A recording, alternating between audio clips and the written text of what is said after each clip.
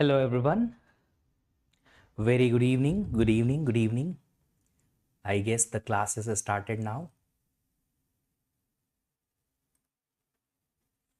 Just check once my audio and video reaching to you guys or not. जल्दी से बता दीजिए मेरा ऑडियो और वीडियो दोनों आप तक पहुंच पा रहा है या नहीं. Quickly tell me. No audio, no video.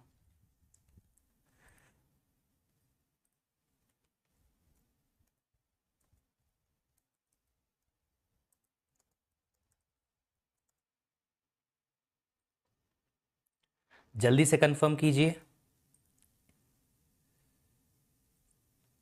Refresh कीजिए वंस इफ नॉट डन.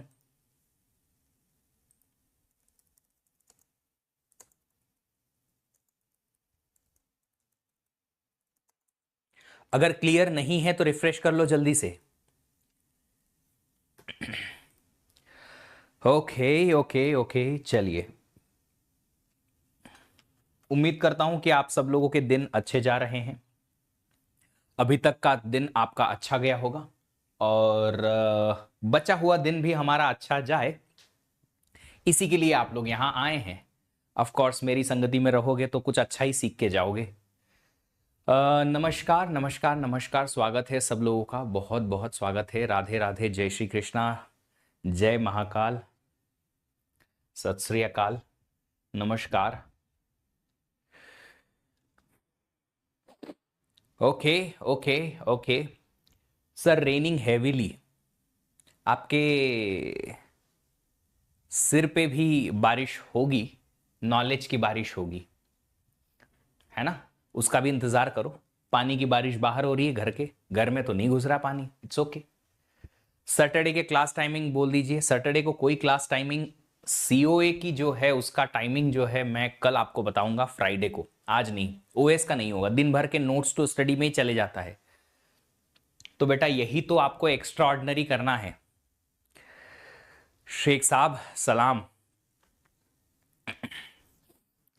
चलिए, अभी ये बात है कि आप सब लोगों ने कल अलग अलग टाइप का स्टेट देखा कि प्रोसेस किन किन स्टेट में रह सकती है. ठीक है. करंटली जो भी प्रोसेस का स्टेट होता है वो उसकी एक्टिविटी पे डिपेंड करता है कि करंटली वो क्या कर रही है. रेडी स्टेट है मतलब रेडी टू रन है वो प्रोसेस, है ना. रनिंग में है मतलब वो सीपीयू में रन होने गई है.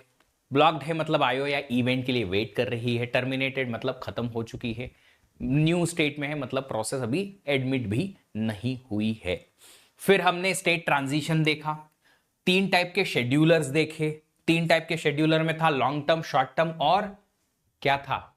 Long term scheduler, short term scheduler और क्या था, एक medium term scheduler. Long term scheduler processes को न्यू स्टेट से रेडी स्टेट में लेके आता है.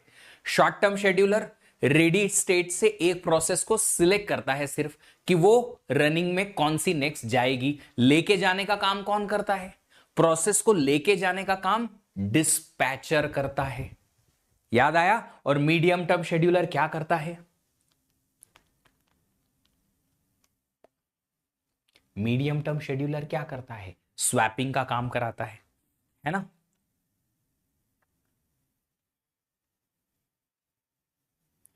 ठीक है.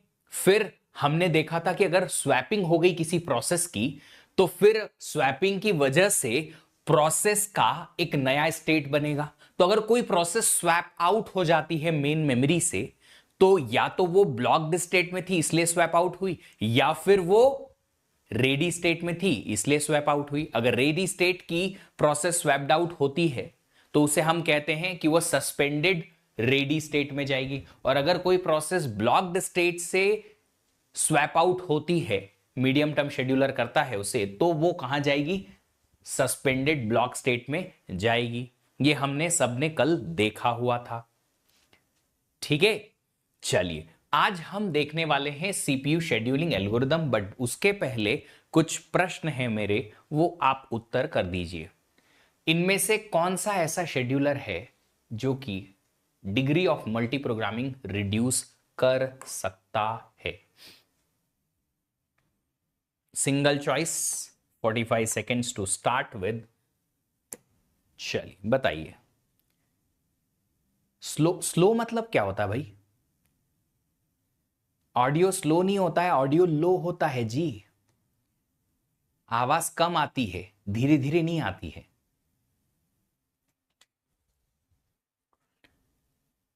प्लेसमेंट क्लास के लिए बेटा थोड़ा सा हमने शेड्यूल बदला है, क्योंकि स्टूडेंट्स की डिमांड थी कि हमको बेसिक वाली चीजें नहीं पढ़नी, हमको कुछ अच्छा पढ़ना है। तो उसके लिए हमने प्रॉब्लम सॉल्विंग और कोडिंग और लाइव कोडिंग का जो लेक्चर सीरीज है वो प्लान किया है। थोड़ा आपको और 10 डेज वेट करना पड़ेगा, उसके बाद आपके क्लासेस चालू हो जाएंगे। हाँ जी, ये खत्म हो गया पोल। आंसर क्या आएगा? क्या short term scheduler degree of multi programming को बदल भी सकता है? ना तो इंक्रीज करता है ना डिक्रीज करता है, तो ये तो गया। लॉन्ग टर्म शेड्यूलर के क्या हाल है? लॉन्ग टर्म शेड्यूलर सिर्फ इंक्रीज कर सकता है, रिड्यूस नहीं कर सकता। Of course medium term scheduler will be the correct answer. Medium term scheduler कम भी कर सकता है और बढ़ा भी सकता है, किसको? डिग्री ऑफ मल्टी प्रोग्रामिंग को।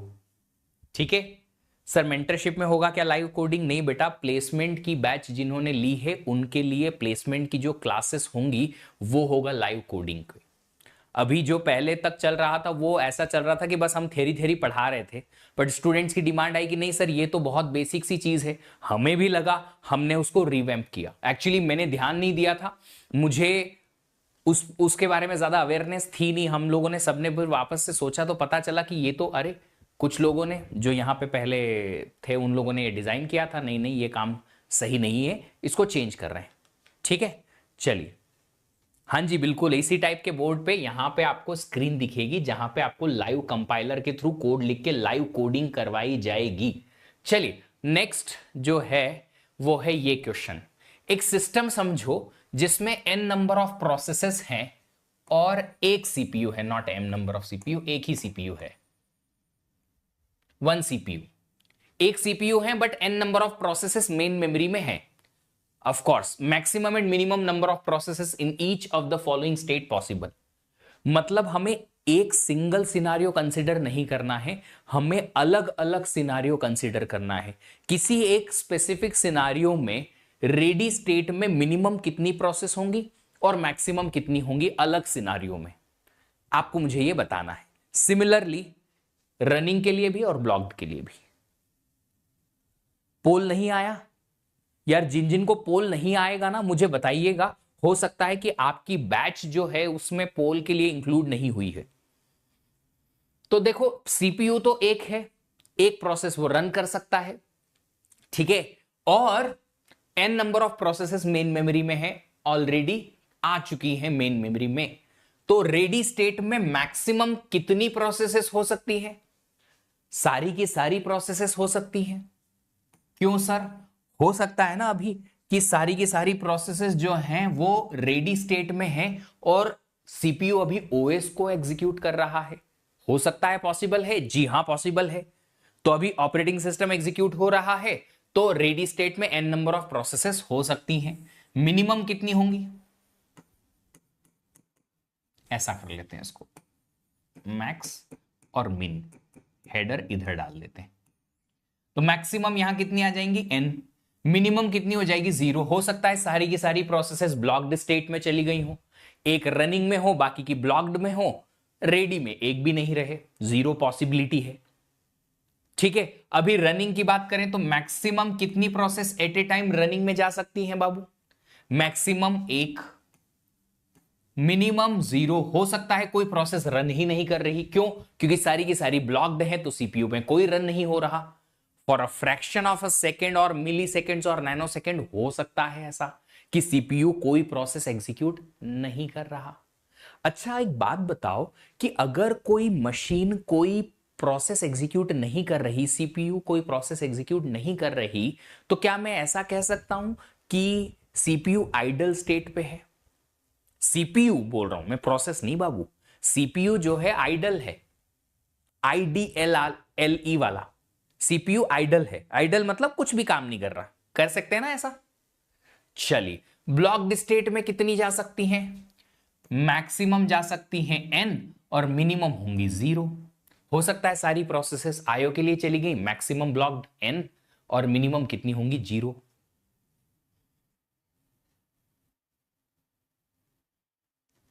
चलो बहुत बढ़िया, शानदार। अब बात करते हैं सीपीयू शेड्यूलिंग के बारे में। सीपीयू शेड्यूलिंग मतलब हम बात कर रहे हैं अब इन टाइप्स ऑफ शेड्यूलर में से शॉर्ट टर्म शेड्यूलर के बारे में। शॉर्ट टर्म शेड्यूलर के बारे में मतलब कि शॉर्ट टर्म शेड्यूलर वो शेड्यूलर है जो एक प्रोसेस को सिलेक्ट कराएगा जितनी भी रेडी प्रोसेसेस हैं उनमें से कि कौन सी ऐसी प्रोसेस है जो अगला रन होने जाएगी सीपीयू पे। इसका सिलेक्शन कौन कराएगा, short term scheduler.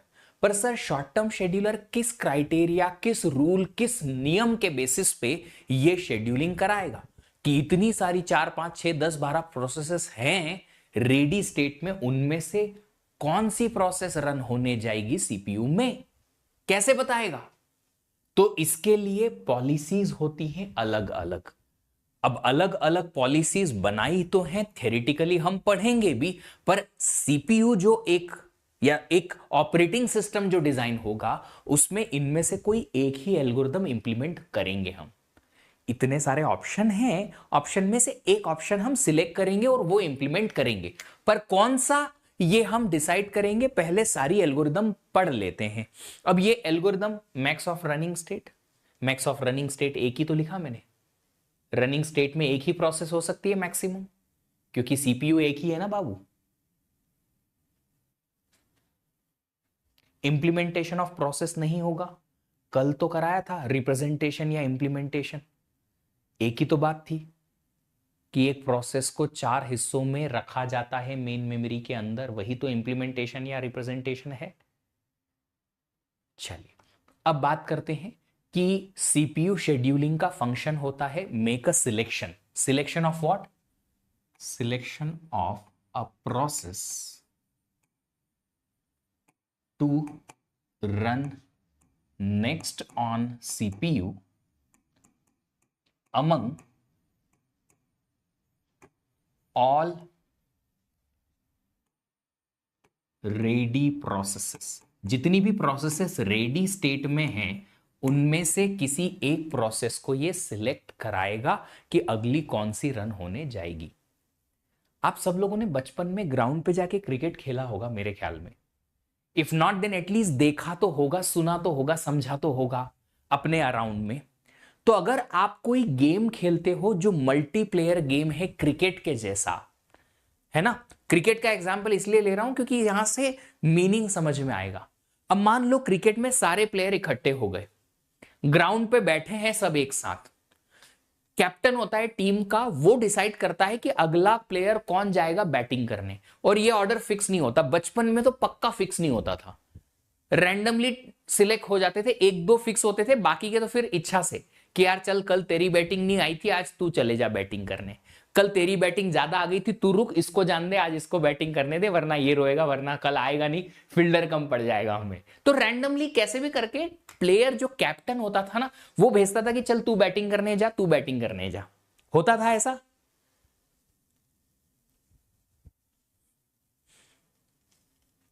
Update process वाला समझ नहीं आया, अपडेट प्रोसेस क्या थी मेरे को भी समझ नहीं आ रहा बाबू, आपका क्वेश्चन क्या कह रहे हो। तो मैं क्या कह रहा हूं अभी इस बारे में समझो कि भैया जो आपका प्लेयर या कैप्टन था वो डिसाइड करता था कि कौन सा प्लेयर अगली बार बैटिंग करने जाएगा। करंट प्लेयर अगर आउट हो गया तो दूसरे प्लेयर को भेजेंगे।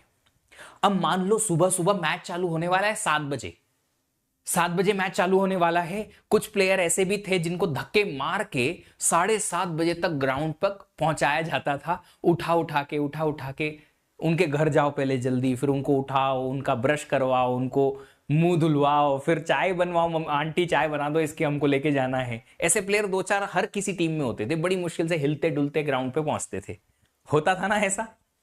तो मान लो अगर एक प्लेयर ग्राउंड पे पहुंचा नहीं है तो क्या मैं उसको बैटिंग करने भेज सकता हूं एज अ कैप्टन? अगर कोई प्लेयर अभी पहुंचा ही नहीं है कहां, ग्राउंड पे, तो क्या मैं उसको गेम खेलने या बैटिंग कराने भिजा सकता हूं क्या? नहीं ना, नहीं। तो यही बात यहां लिखी है कि जो प्रोसेसेस अभी रेडी स्टेट में आ चुकी हैं उनमें से ही किसी एक प्रोसेस का सिलेक्शन कराएगा। कौन? ये शेड्यूलिंग एल्गोरिदम। आप अपकमिंग प्रोसेस जो अभी आई नहीं है, बाद में आएगी, उसको शेड्यूल थोड़ी कर पाऊंगा अभी से। जो प्रोसेस अभी रेडी स्टेट में नहीं आई है, क्या उसको शेड्यूल कर सकते हैं? नहीं कर सकते। ठीक है, ये पॉइंट याद रखिएगा, आगे जाके काम आएगा क्वेश्चन सॉल्व करने में। अब देखो, ये सीपीयू शेड्यूलिंग एल्गोरिदम लगाने का हमारा जो गोल है कि हम क्या अचीव करना चाहते हैं एल्गोरिदम लगाने से। क्या जरूरी है एल्गोरिदम लगाना? रैंडमली हम सिलेक्ट नहीं कर सकते कोई प्रोसेस को क्या? तो जी हां, जरूरी है, क्योंकि हम कुछ अचीव करना चाहते हैं ये एल्गोरिदम लगा के। जैसे कि वो कैप्टन डिसाइड इसलिए कर रहा है क्योंकि उसके पास क्राइटेरिया है, वो ज्यादा से ज्यादा रन बनाना चाहता है, इसीलिए वो नेक्स्ट बैटर को खुद से अपने से डिसाइड करके भेजेगा। वो टीम को जितवाना चाहता है, वो बाकी सब लोगों को खुश भी रखना चाहता है, इसलिए वो डिसाइड करेगा कि अगला प्लेयर कौन जाएगा। रैंडम डिसाइड नहीं करेंगे। तो अब क्या करेंगे? अब एक देखो सिंपल सी बात है कि गोल जो है वो ऐसा हो, हमें अचीव करना है, वो क्या है? Minimise wait time and turn around time. अब ये क्या है थोड़ी देर में मैं समझाऊंगा। तो ये दोनों टाइम को हमें मिनिमम करना है ऐसी एल्गोरिदम लगा के।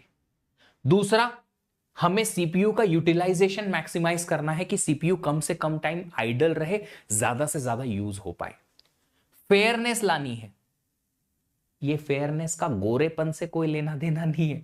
फेयरनेस का मतलब है कि जितनी भी प्रोसेसेस हैं, उन प्रोसेसेस को बराबरी से चांस मिले सीपीयू पे रन होने का।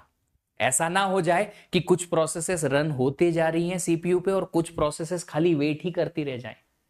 एक प्लेयर ऐसा हो मेरी टीम में जिसको हर बार बैटिंग मिलती ही नहीं है, ना बॉलिंग मिलती है, बस खाली फील्डिंग ही करते रह जाता है। ऐसा नहीं होना चाहिए, वरना फिर वो आएगा नहीं। वो बोलेगा मेरे को तुम खाली फील्डिंग कराते हो, बॉलिंग भी नहीं देते हो, बैटिंग भी नहीं देते हो, मैं क्यों आऊं? तो फेयरनेस होनी जरूरी है। ठीक है, फेयरनेस जो है वो होना जरूरी है। किसमें? प्रोसेसेस के एग्जीक्यूशन में, वरना कुछ प्रोसेसेस एक्स्ट्राऑर्डिनरीली बहुत ज्यादा देर तक वेट करती रह जाएंगी और बाकी की प्रोसेसेस को चांस मिलता जाएगा मिलता जाएगा। ठीक है, एक और चीज है जो यहां लिखी नहीं है, वो है इंटरैक्टिविटी।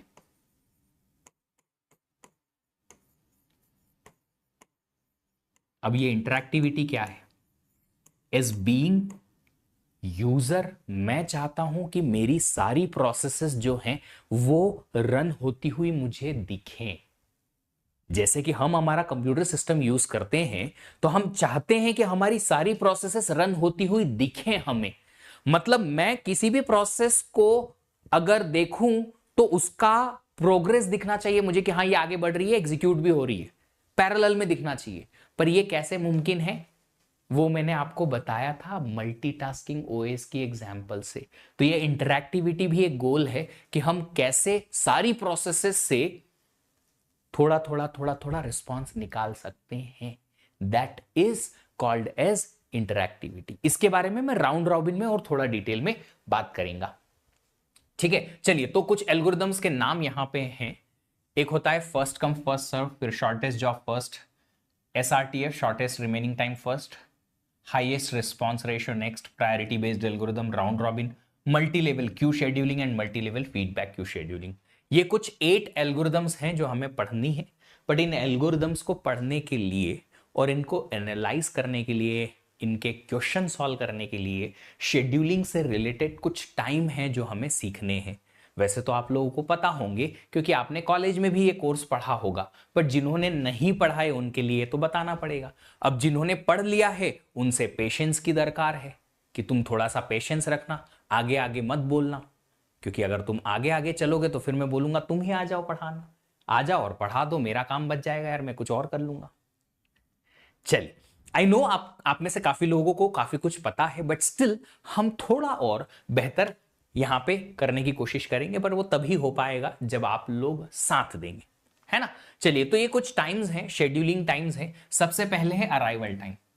कोई प्रोसेस पहली बार कब अराइव होती है? अराइव मतलब कि एडमिट होती है। याद है ना, मैंने आपको एक जो डायग्राम कल दिखाया था न्यू से रेडी स्टेट में, तो कब पहली बार प्रोसेस अराइव हुई रेडी स्टेट के अंदर, वो टाइम एग्जैक्टली उस टाइम को क्या कहेंगे, प्रोसेस का अराइवल टाइम। तो जिस टाइम पे एक प्रोसेस रेडी स्टेट में एंटर करेगी उसको क्या कहेंगे, उसका अराइवल टाइम। तो अराइवल टाइम की अगर डेफिनेशन हम लिखें, time eight which process arrives, सबसे पहले प्रोसेस किस पर्टिकुलर टाइम पर अराइव होती है, ठीक है। फिर दूसरा है बर्स्ट टाइम या सर्विस टाइम। बर्स्ट टाइम या सर्विस टाइम वो टाइम होता है जो एक प्रोसेस सीपीयू पे स्पेंड करती है। मतलब देखो ये है टाइम, घड़ी वाला टाइम, कि 10:15 पे या 10 बजे या 11 बजे या 15 बजे, ऐसे 15 मतलब 3 बजे होता है ना। ये जो है बर्स्ट टाइम, ये अमाउंट ऑफ टाइम है। अमाउंट ऑफ टाइम मतलब कि 2 घंटे, 3 घंटे, 15 सेकेंड, 20 सेकेंड, लाइक दिस। तो ये wall clock time time instance है और ये है अमाउंट ऑफ टाइम, डिफरेंस है दोनों में, है ना। बर्स्ट टाइम क्या होगा, अमाउंट ऑफ टाइम होगा कि कितनी देर के लिए किसी प्रोसेस ने सीपीयू पे एग्जीक्यूशन करना है, that is the process is burst time या सर्विस टाइम। तो इसे मैं लिखूंगा amount of time a process runs on CPU, उसका ये बर्स्ट टाइम कहलाएगा। फिर आता है कंप्लीशन टाइम। पहले कंप्लीशन टाइम देख लेते हैं। कंप्लीशन टाइम जो होता है, इसको बाद में देखेंगे। कंप्लीशन टाइम जो होता है वो होता है कि कोई प्रोसेस कब पूरी टर्मिनेट होगी, किस टाइम पे प्रोसेस का पूरा एग्जीक्यूशन फिनिश हो जाएगा। अगेन ये टाइम जो है वो घड़ी वाला टाइम है, आपकी क्लॉक का टाइम है कि कितनी बजे एग्जैक्टली घड़ी पे क्या टाइम हुआ है कि ये प्रोसेस फिनिश हो गई है, उसका वो पर्टिकुलर क्लॉक टाइम। तो ये भी क्या है, time eight which process completes.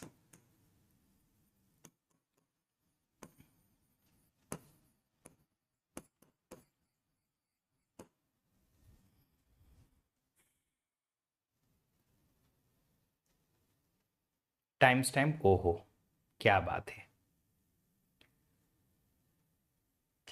चलिए नेक्स्ट है turn around time, TAT। Turn around time होता है कि जब से प्रोसेस सिस्टम में घुसती है, अराइव होती है, तब से लेके तो जब तक प्रोसेस टर्मिनेट नहीं हो जाती या कंप्लीट नहीं हो जाती, तब तक प्रोसेस ने टोटल कितना टाइम स्पेंड किया है सिस्टम के अंदर, उसे कहते हैं उसका turn around time.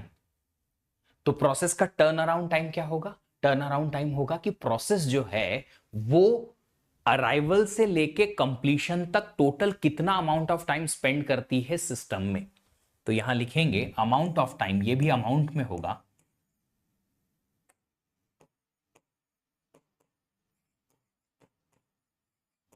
Process spends from arrival to completion.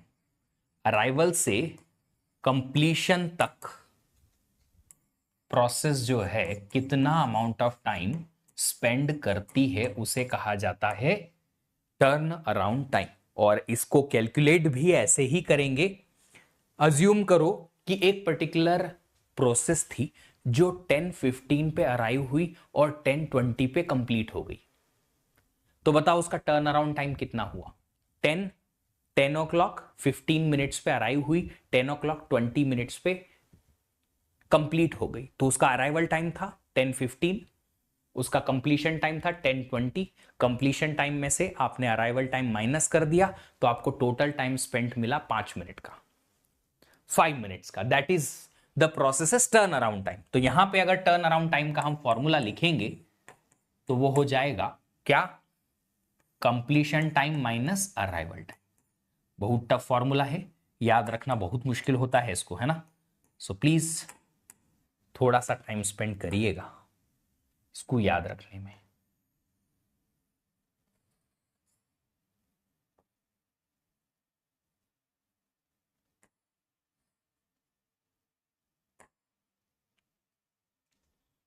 चलिए अब देखो, जितना टाइम प्रोसेस स्पेंड करती है सिस्टम के अंदर वो है उसका पूरा टर्न अराउंड टाइम।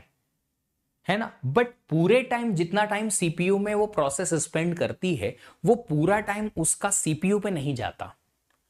कुछ देर सीपीयू पे रन करेगी, हो सकता है वो कुछ देर के लिए रेडी स्टेट में वेट करे।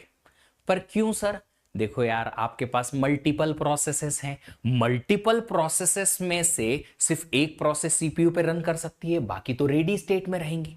तो रेडी स्टेट में अगर है वो प्रोसेस तो इसका मतलब वो सीपीयू के लिए वेट कर रही है।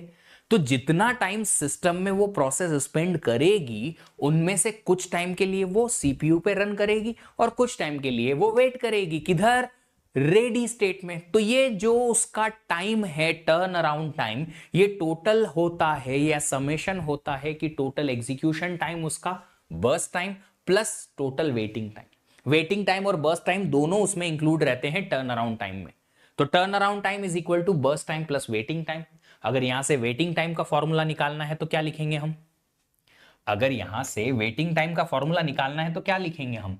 वेटिंग टाइम के लिए आप एक काम करो, टोटल टाइम जो स्पेंड किया है प्रोसेस ने उसमें से सिर्फ एग्जीक्यूशन टाइम माइनस कर दो। तो क्या मिल जाएगा आपको? वो टाइम मिल जाएगा जितने टाइम में प्रोसेस ने वेट किया है।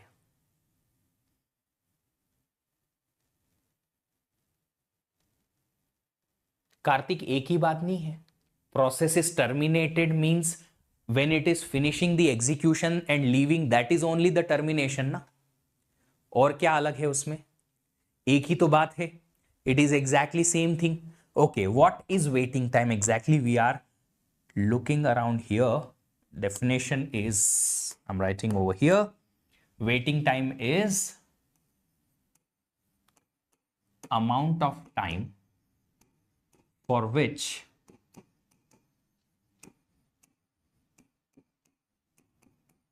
process waits in ready state। Ready state में कोई प्रोसेस कितने अमाउंट ऑफ टाइम के लिए वेट करेगी वो उसका वेटिंग टाइम होगा। ठीक है। अब ये जो फॉर्मूलाज हैं ये बहुत सिंपल सिंपल हैं। प्रैक्टिस करते करते 5-6 क्वेश्चन करते करते आपको ये फॉर्मूलाज बहुत अच्छे से याद रह जाएंगे। टर्न अराउंड टाइम में कहा आपने कि एक प्रोसेस आई 10:15 पर, कंप्लीट हुई 10:20 पे, तो इसने टोटल 5 मिनट्स का टाइम स्पेंड किया सिस्टम में। ये 5 मिनट के टाइम में अज्यूम करो कि इसने 3 मिनट सीपीयू पे रन किया और बचा 2 मिनट ये रेडी स्टेट में थी क्योंकि दूसरी प्रोसेसेस भी उस टाइम पे रन हो रही थी। टोटल 5 मिनट का टाइम इसने स्पेंड किया।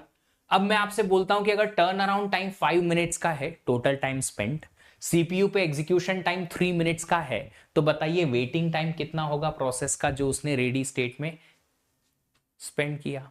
वो यहां से निकल जाएगा। वेटिंग टाइम में ब्लॉक स्टेट भी है, नहीं अभी ब्लॉक स्टेट की बात नहीं की है। अभी हम अज्यूम कर रहे हैं कि ब्लॉक्ड स्टेट की बात ही नहीं है, कोई प्रोसेस ब्लॉक्ड स्टेट में जा ही नहीं रही है। Currently assumption is process is not having any IO requirement blocked state at all। चलिए, और कुछ चीजें होती हैं जिनसे क्वेश्चन वैसे कभी आता नहीं है, गेट के लिए इतना जरूरी है नहीं, बट जस्ट समझ लेते हैं। ठीक है, रिस्पॉन्स टाइम होता है। रिस्पॉन्स टाइम हम क्या बोलते हैं? रिस्पॉन्स टाइम का मतलब है कि एक सिंपल सा एग्जाम्पल देता हूं। मान लो आपका मैं इंटरव्यू ले रहा हूं और मैंने एक बहुत अजीब सा टेढ़ा मेढ़ा क्वेश्चन पूछा आपसे। तो जब क्वेश्चन मैंने आपको बोल दिया उसके बाद कितना टाइम आप लेंगे कि आप अपना आंसर शुरू करें, उसको बोलेंगे आपका response time for that question. मैंने जो क्वेश्चन फिनिश किया उसके बाद मान लो आपने 15 सेकेंड्स लिए सोच के और उत्तर शुरू करने में, पूरा आंसर देने की बात नहीं कर रहा हूं मैं, बस शुरू करने की। तो 15 सेकेंड्स आपका रिस्पॉन्स टाइम था कि आपने 15 सेकेंड्स लिए सोचने में और उसके बाद अपना आंसर बोलना शुरू किया। तो पहला वर्ड जब आप बोलना शुरू कर दोगे वहीं से मेरे को समझ में आ गया कि रिस्पॉन्स आना शुरू हो गया। राइट? आई बात समझ में क्या कह रहा हूं? रिस्पॉन्स का मतलब क्या है, समझ में आया? यस नो जल्दी से लिखो। तो रिस्पॉन्स टाइम का मतलब है कि कोई प्रोसेस जब अराइव होती है रेडी क्यू में पहली बार, वहां से कितने टाइम के बाद उसको पहली बार सीपीयू मिलता है ताकि वो एग्जीक्यूट करे और अपना रिस्पॉन्स दिखा पाए सिस्टम से। ऑफ कोर्स प्रोसेस को सीपीयू मिलेगा तो वो एग्जीक्यूट करेगी तो उस प्रोसेस का रिस्पॉन्स जो है यूजर को मिलेगा, है ना। तो यहां पे रिस्पॉन्स टाइम का मतलब है time from arrival till first time execution of process.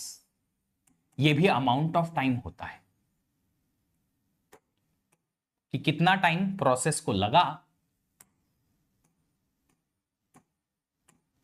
Arrival के बाद से लेके तो पहली बार सीपीयू पे एग्जीक्यूट होने में। चलिए अगला है शेड्यूलिंग लेंथ। ये दो चीजें अगर आप स्किप भी करेंगे तो भी चलेगा, याद नहीं रखेंगे तो भी चलेगा। शेड्यूलिंग लेंथ होती है कि जब हम शेड्यूलिंग करेंगे तो हमने शेड्यूलिंग कौन से टाइम से लेके कौन से टाइम तक की। ठीक है, इसको आप और बेहतर तरीके से जानेंगे जब हम क्वेश्चन सॉल्व करेंगे। अभी मैं सिर्फ और सिर्फ फॉर्मूला लिखा देता हूं। जितनी भी प्रोसेसेस हैं उनमें से किसी भी प्रोसेस के कंप्लीशन टाइम का मैक्सिमम माइनस जितनी भी प्रोसेसेस हैं उनमें से किसी भी प्रोसेस का मिनिमम अराइवल टाइम। ये मैं अभी खाली फॉर्मूला लिखा रहा हूं, शायद आपको इतना समझ नहीं आएगा। जब मैं क्वेश्चन सॉल्व कराऊंगा तो ये फॉर्मूला बहुत आसान लगेगा। अच्छा ऐसा है तो बड़ा सिंपल है, फॉर्मूला लगाने की जरूरत ही नहीं, ऐसे ही समझ में आ जाएगा। ऐसा है, ठीक है। और थ्रूपुट जो होता है वो होता है नंबर ऑफ प्रोसेसेस एग्जीक्यूटेड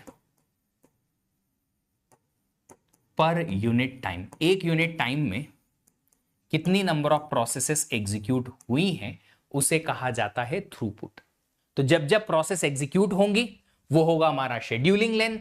कितनी नंबर ऑफ प्रोसेसेस हम एग्जीक्यूट कर रहे हैं उसको निकालने के लिए हम सिंपल सा फॉर्मूला जो है लगा सकते हैं। इस पे मैं वापस आऊंगा, थ्रूपुट का फॉर्मूला बाद में लिखाऊंगा जब क्वेश्चन सॉल्व करेंगे तब।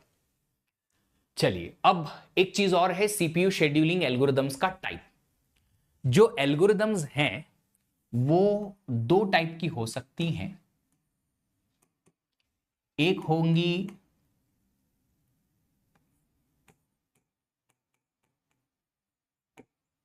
नॉन प्रीएम्प्टिव एल्गोरिदम और दूसरी होती है pre-emptive algorithms. Non pre-emptive algorithm का मतलब क्या है, ये ऑलरेडी मैं बता चुका हूं कि नॉन प्रीएम्प्टिव सिस्टम क्या होता है। नॉन प्रीएम्प्टिव शेड्यूलिंग एल्गोरिदम क्या करेगी, अगर ऑपरेटिंग सिस्टम ने एक टाइम पर एक प्रोसेस को शेड्यूल होने भेज दिया तो जब तक वो अपनी मर्जी से सीपीयू छोड़ेगी नहीं तब तक कोई दूसरी प्रोसेस जो है सीपीयू में जाएगी नहीं। Non pre-emptive. प्रीएम्प्टिव क्या कहती है कि देखो एक प्रोसेस को हम सीपीयू पे भेज तो रहे हैं बट अगर बाद में कोई दूसरी प्रोसेस आती है या कोई हमारा क्राइटेरिया मैच होता है तो हम करंट रनिंग प्रोसेस को बाहर निकाल लेंगे और दूसरी प्रोसेस को भेज देंगे किसमें, रन होने के लिए सीपीयू पे। मतलब करंट रनिंग प्रोसेस को जबरदस्ती बाहर निकाला जा सकता है एल्गोरिदम के रूल के हिसाब से।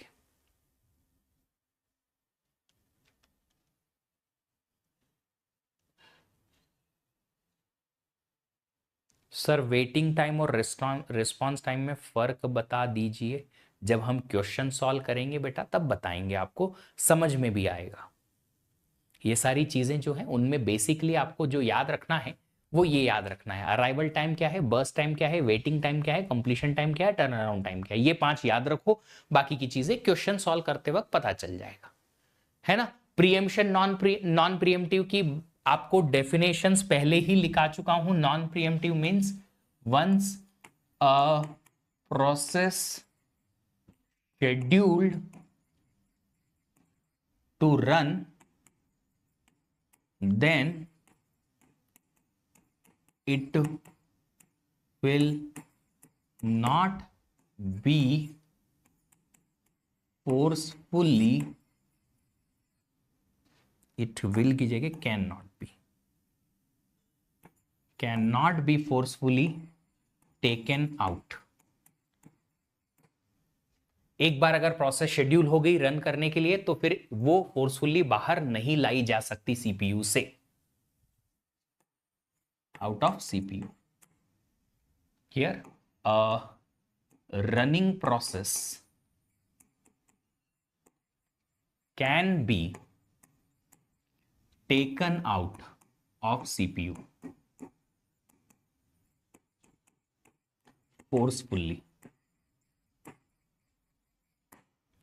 पर कब कब कोई प्रोसेस को हम सीपीयू से बाहर निकालेंगे जबरदस्ती, बताइए।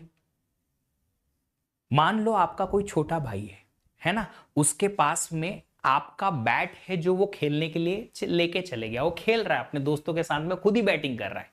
तुम पहुंचे ग्राउंड पे, लगाया एक सटाक, धाड़, मेरा बैट क्यों लेके आया, दे मेरे को, प्रीएम्प्ट करा लिया बैट। पर ये जबरदस्ती क्यों कराई, क्योंकि आपको जरूरत थी किसकी, बैट की, है ना। यहां पे आप किसी रनिंग प्रोसेस को कब प्रीएम्प्ट करोगे, मतलब कब बाहर निकालोगे सीपीयू से, उसकी मर्जी के बिना फोर्सफुली कब निकालोगे, ये डिपेंड करेगा प्रोसेस की शेड्यूलिंग की एल्गोरिदम पे। जो भी एल्गोरिदम प्रीएम्प्टिव टाइप की होगी उसमें हर एक का क्राइटेरिया होता है कि इस क्राइटेरिया को मैच होने पे ही प्रोसेस, कोई रनिंग प्रोसेस प्रीएम्प्ट होगी, वरना नहीं होगी। ठीक है, तो हम वहां पे एक बार बात करेंगे, हम वहां पे बात करेंगे जब हर एक एल्गोरिदम को हम पढ़ेंगे तब।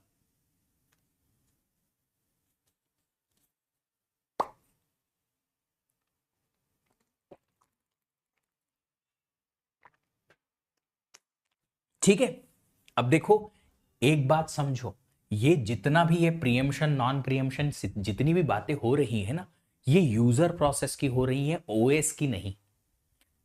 ये यूजर प्रोसेसेस की हो रही है कि यूजर प्रोसेस को शेड्यूल करेगा ओएस का शेड्यूलर, फिर किसी प्रोसेस को, रनिंग प्रोसेस को बाहर भी निकाल लेगा शेड्यूलर एटसेट्रा। कौन करेगा ये, ओएस करेगा। बट अगर ओएस की प्रोसेस सीपीयू में रन हो रही है तो उस पर ये सब लागू नहीं होता। वो क्या है, वो इन सब से ऊपर सर्वोपरि है ना, वो सर्वोपरि है, उसके ऊपर ये सब हैंडल या ये सब नहीं लगेगा।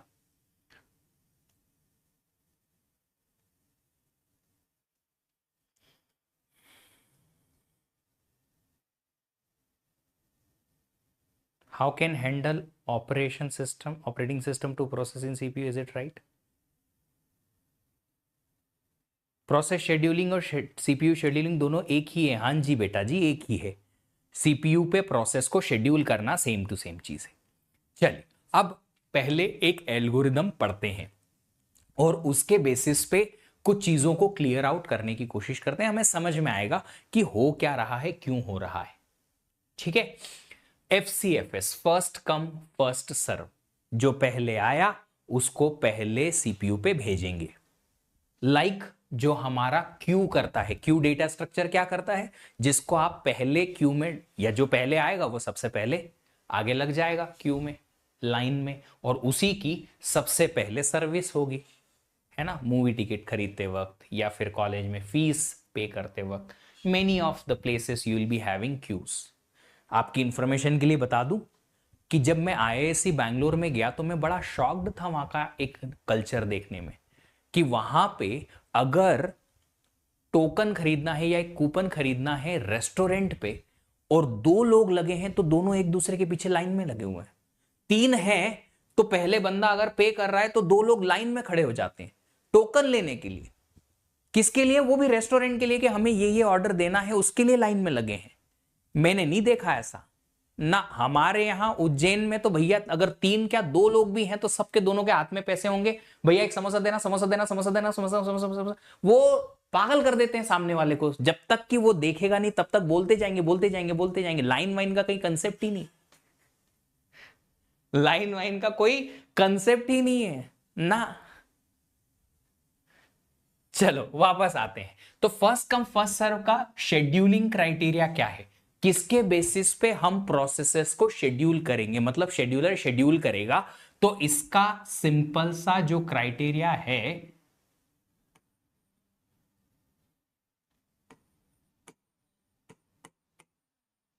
whichever process has minimum arrival time, जो प्रोसेस पहले आएगी उसका अराइवल टाइम छोटा होगा। ऑफ कोर्स एक प्रोसेस अगर 10:05 पे आती है, दूसरी 10:06 पे आती है, तीसरी 10:07 पे आती है, तो सबसे छोटा अराइवल टाइम किसका है, प्रोसेस का, तो इसको पहले सीपीयू मिलेगा। फिर इन दोनों में से इसका छोटा है तो इसको मिलेगा, और फिर इसको। जिस सीक्वेंस में प्रोसेसेस अराइव होंगी उस सीक्वेंस में उनको सीपीयू मिलेगा। तो क्राइटेरिया क्या हुआ, which ever process has minimum arrival time, वो प्रोसेस पहले शेड्यूल होगी। इसका मतलब है कि अराइवल टाइम के बेसिस पे हम यहां पे प्रोसेस को शेड्यूल कर रहे हैं। बट बाबू अगर दो प्रोसेस का अराइवल टाइम बराबर हो गया तो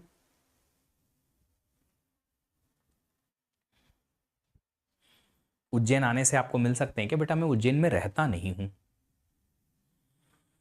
मैं उज्जैन में नहीं रहता, मैं बैंगलोर में रहता हूं, है ना। चलिए अभी यहां देखिए क्या लिखा मैंने, कि जो प्रोसेस का अराइवल टाइम मिनिमम है उसको पहले शेड्यूल करेंगे। पर अगर दो प्रोसेसेस का अराइवल टाइम बराबर हो गया, टाई हो गया, तो टाई ब्रेकर क्या आएगा यहां पे, तो यहां लिखना पड़ेगा सर कि अगर दो प्रोसेसेस का अराइवल टाइम सेम हुआ तो टाई ब्रेकर जो हमें यूज करना होगा वो होगा प्रोसेस का ID, minimum process ID first. जिस प्रोसेस का आईडी सबसे छोटा है पहले उसे शेड्यूल करेंगे।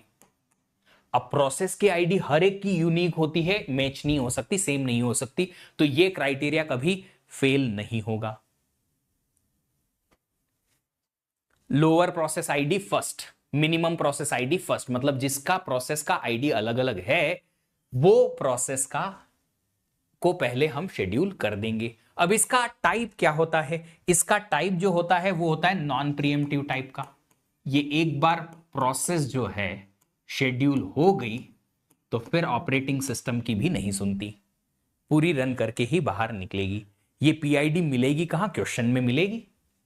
जो भी क्वेश्चन दे रखा होगा उसमें हर एक में क्वेश्चन की प्रोसेस की आईडी दे रखी होगी, हर एक प्रोसेस की। ये देखो जैसे क्वेश्चन दिया, हर एक प्रोसेस में या कोई भी एग्जीक्यूशन का, कोई भी शेड्यूलिंग का आपको क्वेश्चन दिया जाए उसमें ये तीन चीजें आपको दी जाएंगी, प्रोसेस का आईडी, प्रोसेस का अराइवल टाइम, और उसको कितना टाइम सीपीयू पे लगता है उसका बर्स्ट टाइम।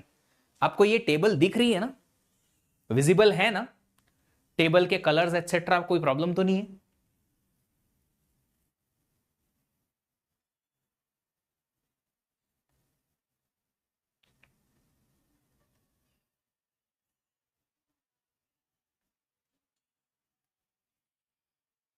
चलिए हाँ जी विजिबल है। तो आप देखो तीन प्रोसेसेस दे रखी हैं, P1 P2 P3, तीनों जीरो टाइम पर अराइव हो रही हैं।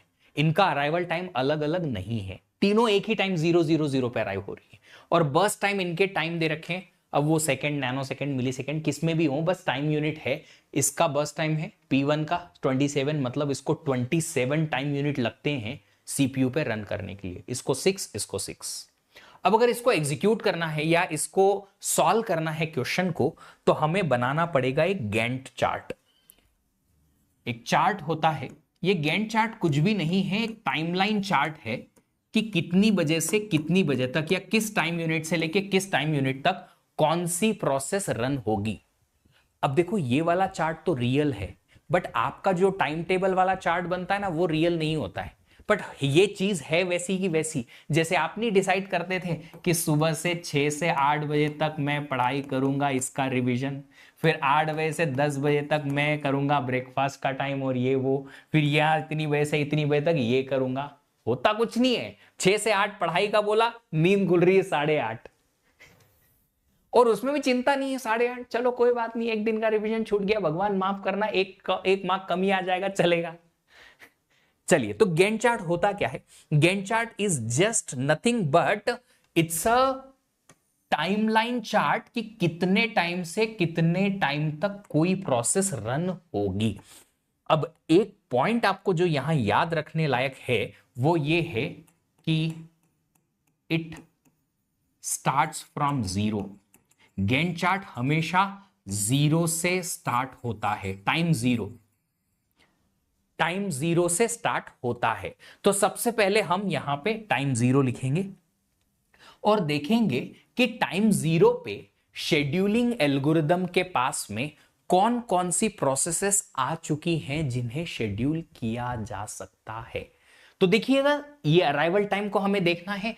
तीन प्रोसेसेस हैं, तीनों का अराइवल टाइम जीरो है। तो क्या जीरो टाइम पर हमारे पास कोई रेडी स्टेट में प्रोसेस अराइव हो चुकी है?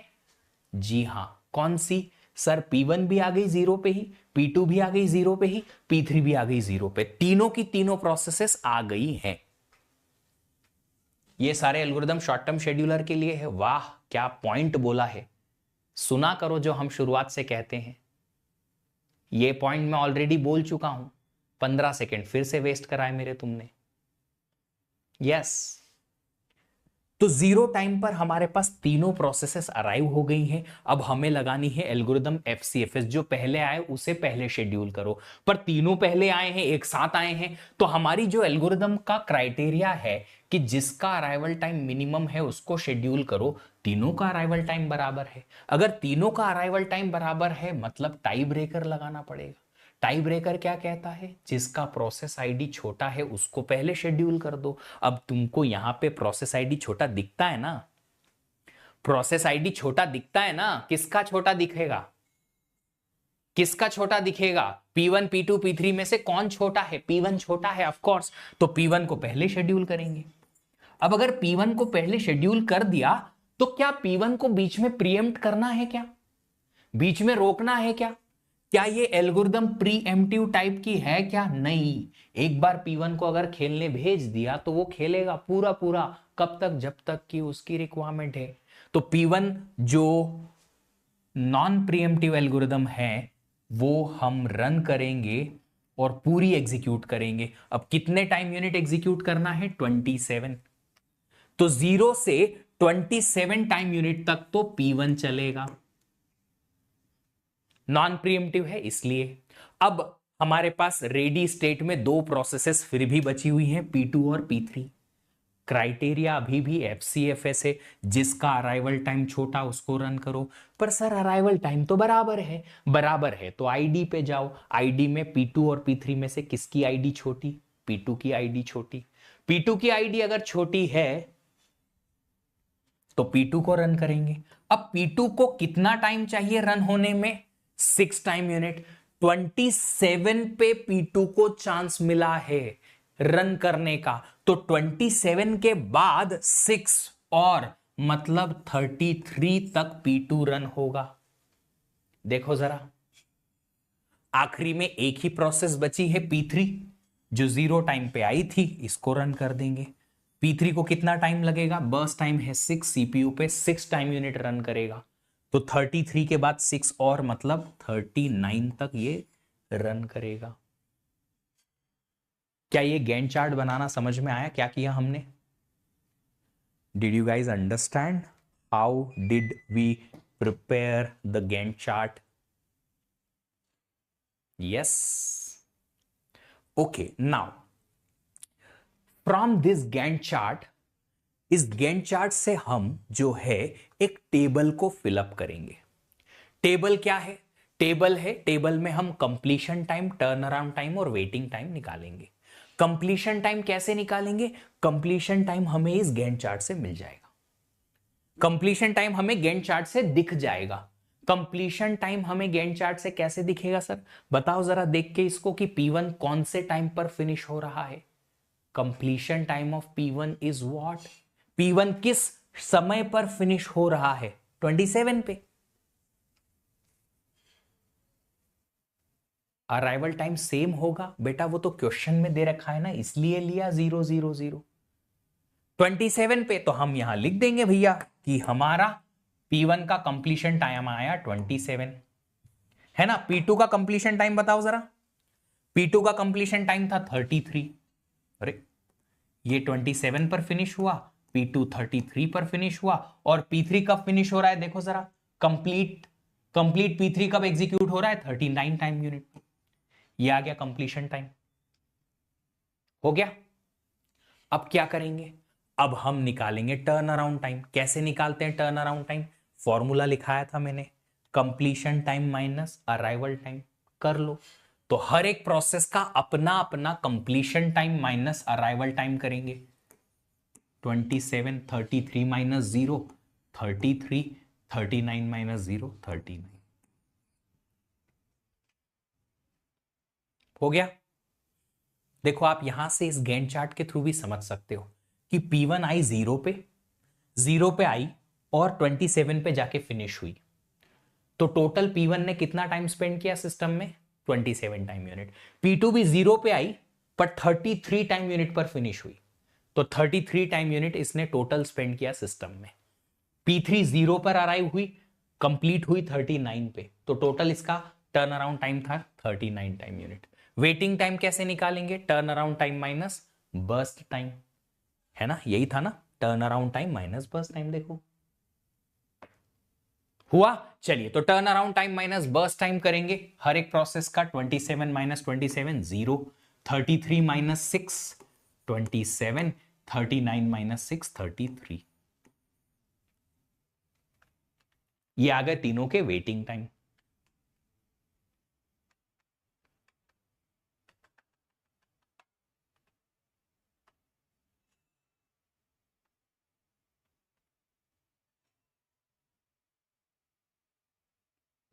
चलिए अगर इतना समझ में आया है तो यहां से फिर हमें और क्या निकालना है। जब क्वेश्चन दे रखा होगा आपको ऐसा सिनारियो बोला जाएगा और बोला जाएगा FCFS एल्गोरिदम लगा दो और बताओ कि P1 का कंप्लीशन टाइम कितना है, बता देंगे। P2 का कंप्लीशन टाइम कितना है, बता देंगे। P3 का कितना है, बता देंगे। या फिर पूछा जाएगा P1 का टर्न अराउंड बताओ या किसी एक प्रोसेस का वेटिंग टाइम बताओ। तो इस पर्टिकुलर टेबल में से कुछ भी एक चीज पूछ सकते हैं, बता देंगे हम। पूछ सकते हैं कि P3 का टोटल वेटिंग टाइम कितना आया, निकाल लेंगे P3 का वेटिंग टाइम। अच्छा इसके अलावा ये भी पूछ सकते हैं कि ओवरऑल सारी प्रोसेसेस का एवरेज टर्न अराउंड टाइम कितना था। एवरेज जो है टर्न अराउंड टाइम कितना था, तो एवरेज निकालना तो हमें आता है। कैसे निकालते हैं, सारी प्रोसेसेस का टर्न अराउंड टाइम का समेशन कर दो, 27 plus 33 plus 39 divided by number of processes 3, ये आ जाएगा average turn around time. Repeat one more time please. Manish ji क्या रिपीट करना है मुझे, आप मुझे बताएंगे। ये टेबल बेटा गैंट चार्ट नहीं है, गैंट चार्ट सिर्फ ये था, सिर्फ गैंट चार्ट ये था जो व्हाइट में बनाया है कि किस टाइम से किस टाइम तक कोई प्रोसेस रन हुई। ये टेबल हमने इस गैंट चार्ट की हेल्प से फिलअप की है क्वेश्चन सॉल्व करने के लिए। एवरेज टर्न अराउंड टाइम कितना आ रहा है, बोलो भाई। यह आ जाएगा 60, 99, 33 आना चाहिए। और एवरेज वेटिंग टाइम भी पूछा जा सकता है कि ऑन एन एवरेज सारी प्रोसेसेस में से सबका एवरेज वेटिंग टाइम कितना आएगा। तो 0 plus 27 plus 33 divided by 3 processes, तीनों प्रोसेसेस के वेटिंग टाइम का सम डिवाइड बाय 3, कितना आ रहा है average, 30, no sorry 20।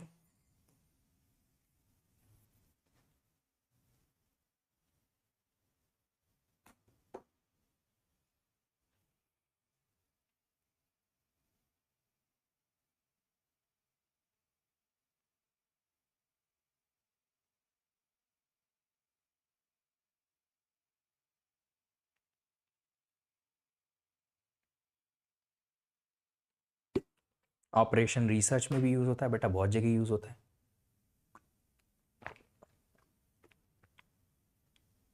Device of हो गया था, एक काम करो ना बेटा, थोड़ा सा जो आपका ये है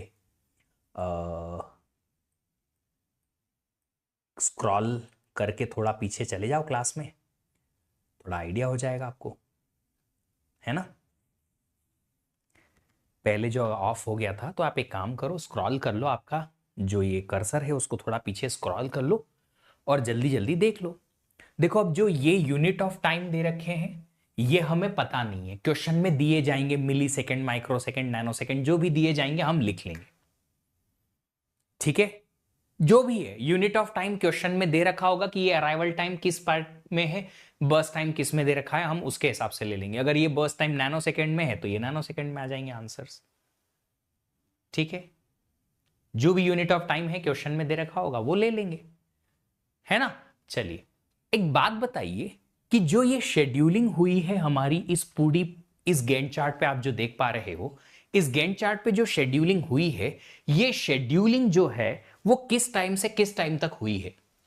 क्या आप बता सकते हो कि कब से कोई प्रोसेस रन होना शुरू हुई और कब तक कोई प्रोसेस आखिरी में चली? टोटल कितने टाइम यूनिट तक प्रोसेसेस रन हुई हैं, क्या बता सकते हो? सर 0 से लेके 39 टाइम यूनिट तक प्रोसेसेस रन हुई हैं। यूनिट कन्वर्ट करके तो आंसर नहीं पूछेगा, अगर कन्वर्ट करके भी आंसर पूछ लिया तो तुमको कोई तकलीफ होगी क्या? कर लेना, यूनिट कन्वर्जन तो आना चाहिए गेट एस्पिरेंट को। क्वेश्चन देखना, उसके हिसाब से आंसर देना। मैंने समझाया ना, माथा देखकर तिलक लगाना, जैसा क्वेश्चन पूछा है वैसा आंसर दे देना यार। यूनिट कन्वर्जन में क्या प्रॉब्लम है? तो देखो मैं क्या कह रहा था अभी कि शेड्यूलिंग हुई है सर 0 से लेके 39, जो कि शेड्यूलिंग लेंथ बताता है कि टोटल कितने टाइम यूनिट तक शेड्यूलिंग हुई है। Minimum of arrival time 0, comma maximum of completion time. जितनी प्रोसेसेस हैं उनमें से minimum of arrival time is 0, जितनी भी प्रोसेसेस हैं उनमें से मैक्सिमम ऑफ कंप्लीशन टाइम 39। तो 0 से लेके 39 तक शेड्यूलिंग हुई है। That is what I told you कि शेड्यूलिंग लेंथ अगर आपको निकालनी है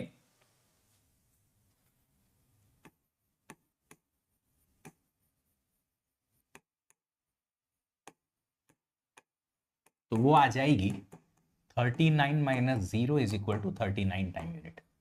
39 टाइम यूनिट में आपने 3 प्रोसेसेस रन की है ना, 3 प्रोसेसेस इन 39 टाइम यूनिट। तो बताइए एक टाइम यूनिट पर कितनी प्रोसेस रन होगी? 1 टाइम यूनिट पर कितनी प्रोसेस रन हो जाएंगी उसे कहेंगे throughput. If in 39 time unit 3 processes, then in 1 time unit how many processes? 3 by 39, 1 by 13, 1 by 13 is the throughput,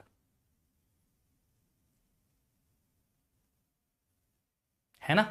चलिए, तो यहां पे अगर आपसे कोई थ्रूपुट का फॉर्मूला पूछे, थ्रूपुट ये कब का है? ऑपरेटिंग सिस्टम कंसेप्ट का थ्रूपुट है, जहां पे हम प्रोसेस एग्जीक्यूशन के लिए थ्रूपुट मांग रहे हैं, तो वो हो जाएगा नंबर ऑफ प्रोसेसेस एग्जीक्यूटेड, कितनी प्रोसेसेस आपने एग्जीक्यूट की हैं, डिवाइडेड बाय शेड्यूलिंग लेंथ, कितने टाइम में टोटल। शेड्यूलिंग लेंथ टाइम में आपने एन नंबर ऑफ प्रोसेसेस कुछ एग्जीक्यूट की होंगी, वो आपका थ्रूपुट यहां निकल जाएगा।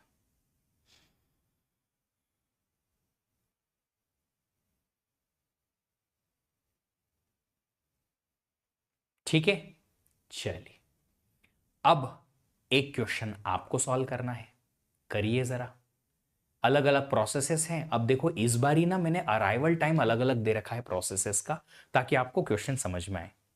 Response time for FCFS, Kartik we will talk about response time as in single thing, सारी एल्गोरिदम्स करने के बाद।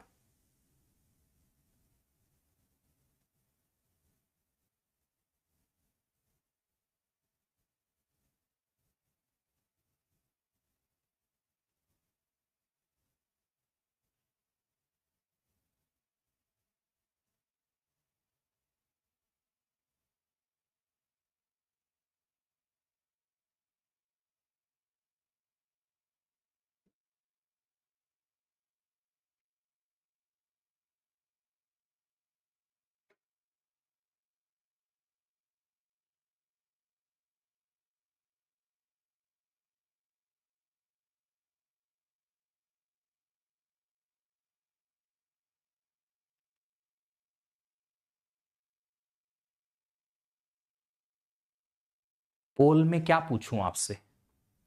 एक चीज ऐसी क्या पूछूंगा इतनी सारी चीजों में से पोल में, बताओ बताओ उत्सव बाबू, कि ऐसी क्या एक सिंगल चीज है जो मैं पोल में पूछ पाऊं।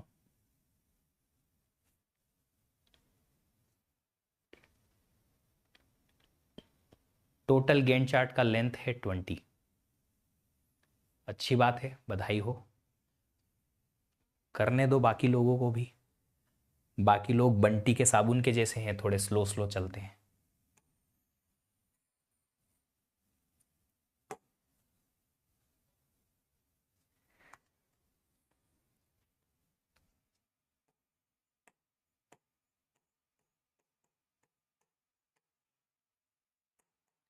ये टाइप के क्वेश्चन ना बड़े इजी होते हैं, पर just because a lot of numbers are involved, बहुत सारे नंबर इन्वॉल्व रहते हैं, और फिर होता क्या है ना, इनमें बहुत सारे कैलकुलेशंस इन्वॉल्व हो जाते हैं, सब्ट्रैक्शन, एडिशन, डिवीजन एटसेट्रा। तो गलती के चांसेस, क्विकनेस में या जल्दी जल्दी करने में गलती के चांसेस बहुत होते हैं। तो इन क्वेश्चंस को प्रैक्टिस करके ही हम जो है एफिशिएंसी ला सकते हैं हमारी, कि हम क्वेश्चन भी सही करें।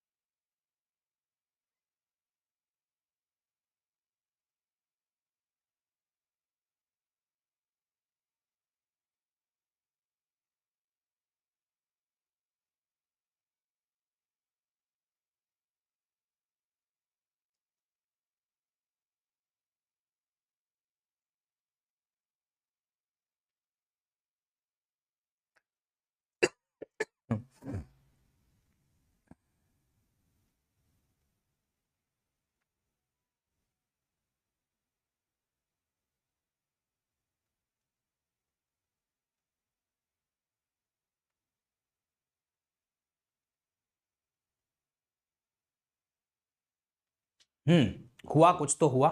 चलिए कुछ कुछ क्वेश्चन हो गए। चलिए ओके। सबसे पहले गैंट चार्ट स्टार्ट होता है टाइम जीरो पे। अब टाइम जीरो पे हमारे पास एक ही प्रोसेस अराइव हुई है P1, तो यहां पे P1 को हम शेड्यूल कर देंगे। अब P1 शेड्यूल हुई, P1 जो है वो पूरी पूरी रन करेगी, कितने टाइम यूनिट, 5 टाइम यूनिट, पूरी 5 टाइम यूनिट रन करी। जब P1 रन हुई 5 टाइम यूनिट तक, तब तक आप देख सकते हैं ये भी आ गई थी 1 पे, ये 2 पे आ गई, ये 3 पे आ गई, ये 4 पे आ गई, 5 पे आ गई। सारी प्रोसेसेस अराइव हो गई। अब इन सारी प्रोसेसेस में से किसको रन करेंगे पहले, जिसका अराइवल टाइम छोटा था, P2 को। P2 को रन करो। P2 को रन करेंगे, कितने टाइम यूनिट चलेगी, 1 6 तक चली, फिर ये फिनिश हो गई। अब क्या करें, नेक्स्ट नेक्स्ट प्रोसेस, चार में से P3 P4 P5 P6 बची हैं, इनमें से जो पहले आई थी उसको पहले शेड्यूल करेंगे, P3 को शेड्यूल कर दो। कितने टाइम यूनिट चला, 2, 6 + 2 8। फिर बची प्रोसेसेस में से जो पहले आई, P4 आई थी सबसे पहले, क्योंकि उसका अराइवल टाइम छोटा है, उसको शेड्यूल करेंगे 4 टाइम यूनिट के लिए। तो 4 टाइम यूनिट मतलब 12 तक उसको रन किया। अब बहुत सारे बच्चे क्या करेंगे, इसको शेड्यूल किया और P4 को 3 टाइम के लिए रन कर दिया, क्यों, इसी को ही बस टाइम मान लिया। बहुत बहुत सारे बच्चे गलती करते हैं यहां, बहुत सारे बच्चे गलती कर देते हैं। ठीक है, याद रखिएगा कि बस टाइम ये है। फिर P5 का चांस आया, क्योंकि वो नेक्स्ट अराइव हुई थी, 5 टाइम यूनिट अप टू 17, और लास्ट में P6 चली 3 टाइम यूनिट 20 तक।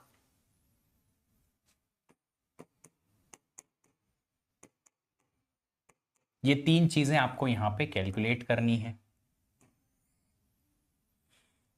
Completion time, turn around time and waiting time.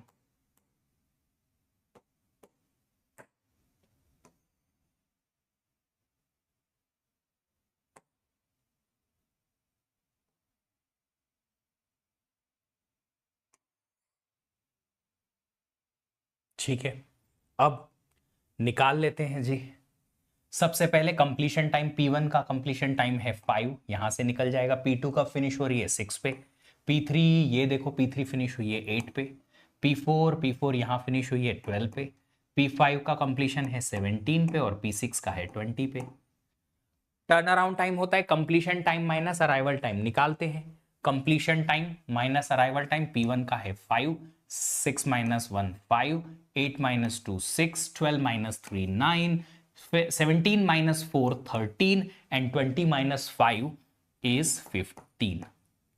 Waiting time निकालेंगे। वेटिंग टाइम कैसे निकालेंगे? Turn around time minus burst time. हर एक प्रोसेस का अपना अपना बर्स्ट टाइम भी है हमारे पास। यह आ जाएगा 0 4 4 5, 13 माइनस 5 8, 15 माइनस 3 12।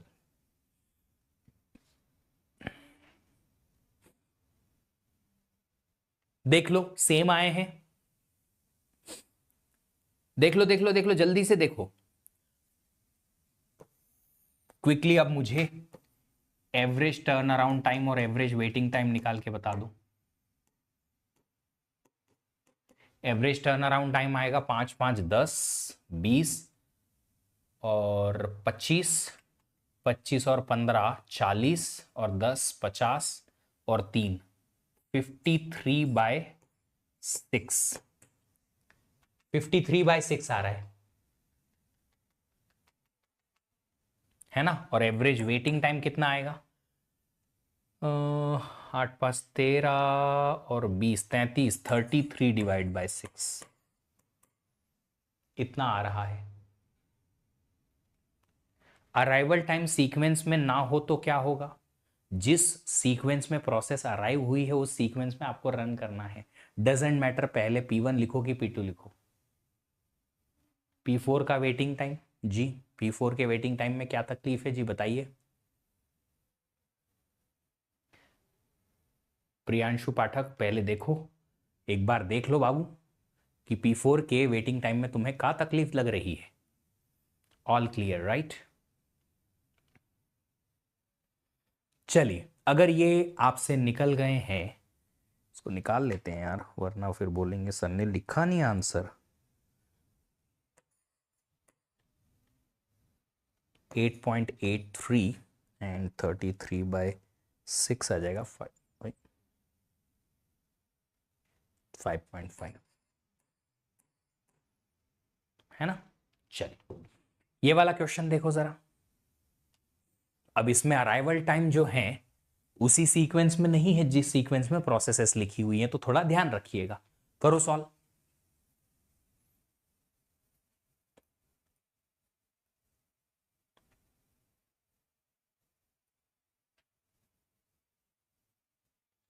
आरजीपीवी से बीटेक किया? बिल्कुल किया। बड़ी गलती हो गई जी।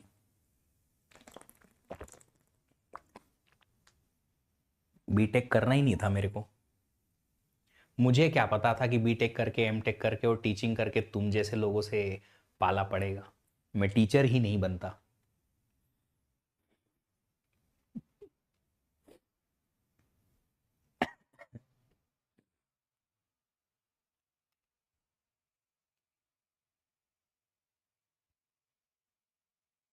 बीटेक कौन से कॉलेज था? MIT Ujjain, Mahakal institute of technology. Same शुरू होने वाला है मेरा। अच्छी बात है, आपकी इंफॉर्मेशन बाकी सब लोग भी नोट्स में लिख लेना भैया। ऋषि सिंह का सेमेस्टर शुरू होने वाला है।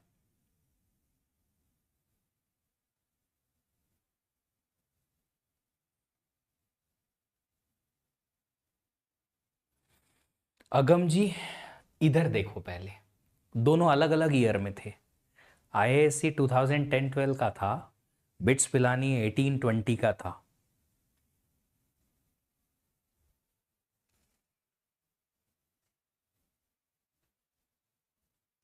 बस सर आज के लिए बहुत रुला दिया। अरे हम जो रुला रहे हैं वो कुछ भी नहीं है। जब जिंदगी रुलाएगी तो फिर आंसू भी नहीं निकलने देगी। जैसे मम्मी नहीं करती थी, मारेगी और फिर बोलेगा, चिल्लाएगा तो और मारूंगी। तो चिल्लाने भी नहीं देगी और मारेंगी भी सही।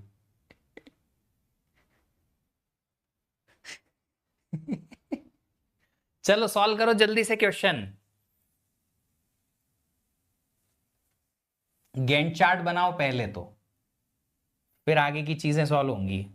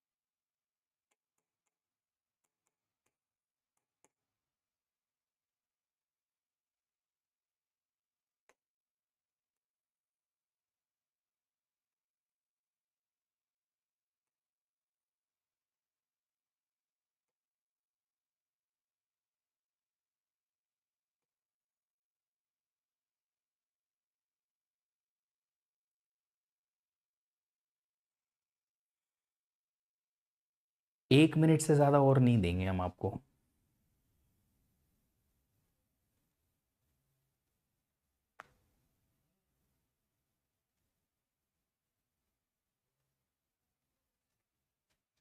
चलो सबसे पहले तो आप ये देखो कि गैंट चार्ट जो स्टार्ट होता है वो होता है जीरो से, बट हमारे पास कोई भी प्रोसेस जीरो पर आई ही नहीं है। क्या देख सकते हो आप? क्या देख सकते हैं आप? कोई भी प्रोसेस जीरो टाइम पर आई ही नहीं है। मैंने कहा था कि जो प्रोसेस आई ही नहीं है उसे आप कैसे शेड्यूल कर सकते हो? अभी कोई बंदा ग्राउंड पे खेलने के लिए आया ही नहीं है, वो रास्ते में ही है और उसको भेज दिया तुम बैटिंग करने के लिए कि चल तू बैटिंग कर। कैसे पॉसिबल है?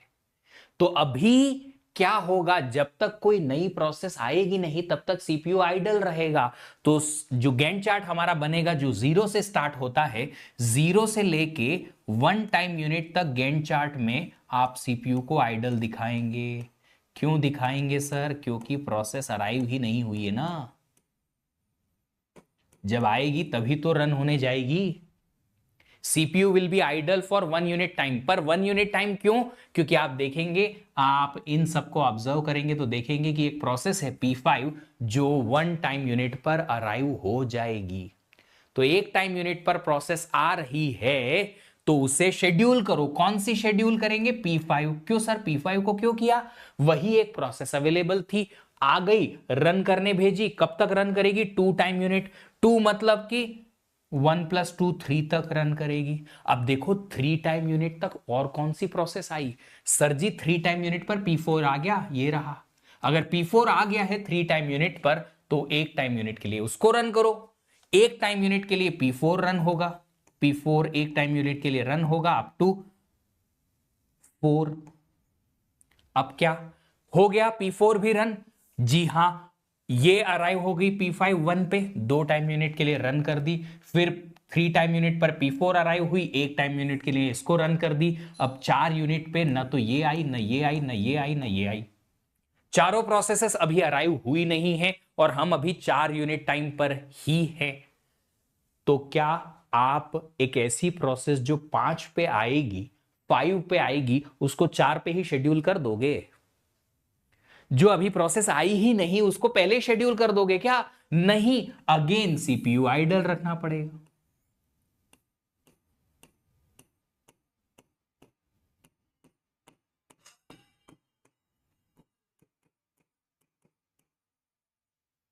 एक टाइम यूनिट के लिए आइडल रखना पड़ेगा। 5 टाइम यूनिट पर हमारे पास P1 आएगी। P1 कितने टाइम यूनिट चलेगी? 4। 5 + 4 9। अब देख सकते हो 9 तक आपके पास ये भी आ गई, ये भी आ गई और ये भी आ गई।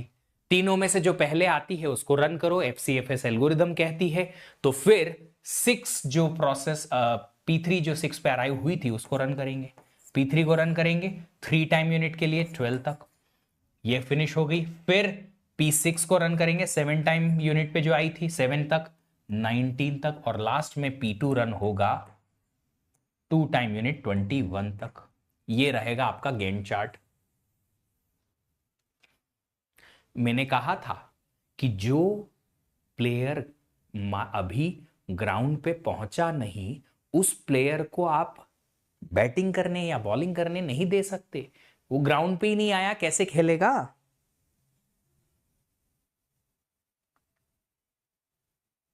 समझ में आई बात? देखो जल्दी से क्लियर करो मुझे।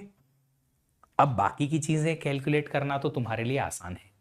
अब बाकी का आसान है। P1 कब फिनिश हो रही है, देखो कंप्लीशन टाइम।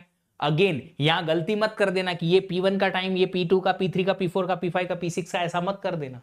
बहुत सारे बच्चे सीक्वेंस में ही चलते हैं, सर सीक्वेंस नहीं तोड़ेंगे कि ये P1 का ही टाइम। अरे ये P1 का कंप्लीशन टाइम यहां लिखना है, यहां अलग अलग सीक्वेंस हो सकती है इस प्रोसेस के एग्जीक्यूशन की। तो देखो 9 पे P1 फिनिश हो रहा है, P2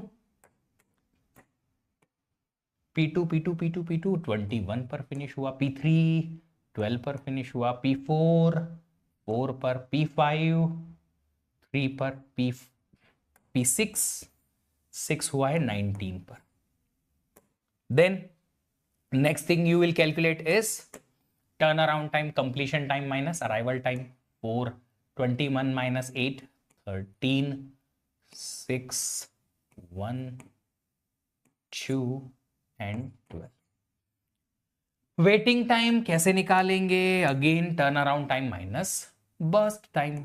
0 11 3 0 0 12 minus 7 5। Sir P3 P6 P2 इस सीक्वेंस में रेडी क्यू में आएगा ना, बट क्राइटेरिया की वजह से ले रहे हैं एस यू मेंशन। देखिए जी, जो पहले आया उसको पहले शेड्यूल किया। P3 पहले आई, फिर P6 आई, फिर P2 आई। ऑफ कोर्स जिस सीक्वेंस में आई उसी सीक्वेंस में हमने रन किया। पहले P3 को ही रन किया, फिर P6 को, फिर P2 को, क्योंकि जिस सीक्वेंस में आई हुई उसी सीक्वेंस में हमने उनको रन किया। क्राइटेरिया भी वही था, वही सीक्वेंस में मैंने रन किया ना। देखो यही तो P3 P2 P3 P6 फिर P2। एवरेज निकाल लोगे कि मैं निकाल के बताऊं? अब ये बार बार कैलकुलेट नहीं करूंगा मैं। Every time I will not calculate this particular thing, you guys will calculate every time. यहां कितना आ जाएगा? ये तो हो गए 20 और 6 26, 27 28 और 38 divide by 6, 6 6 36 20। Average waiting time कितना आएगा? 17 18 19, वही 5 3 8 19। अरे कैसे पॉसिबल है? कुछ तो गड़बड़ की हमने। कुछ गड़बड़ की क्या? ओके ठीक है।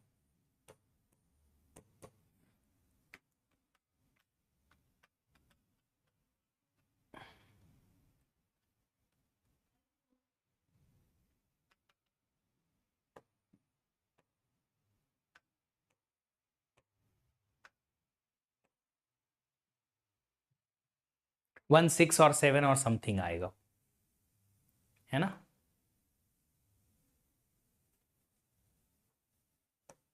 वन 6 7 लिख देता हूं क्योंकि 6 6 6 6 6 6 आते रहेगा।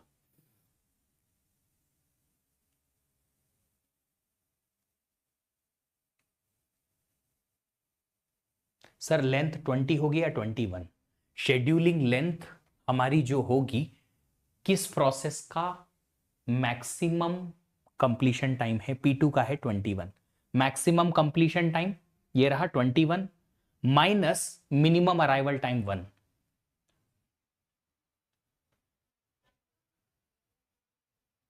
स्वरूप बाबू जैसा टेबल बनाया है बस वैसे ही लिखेंगे। सॉर्ट करने में टाइम वेस्ट होगा, वी डोंट हैव टाइम।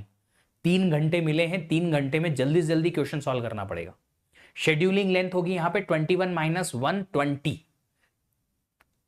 चलिए अब एक डेफिनेशन या एक कंसेप्ट हमें सीखना है जिसे कहते हैं कॉन्वो इफेक्ट।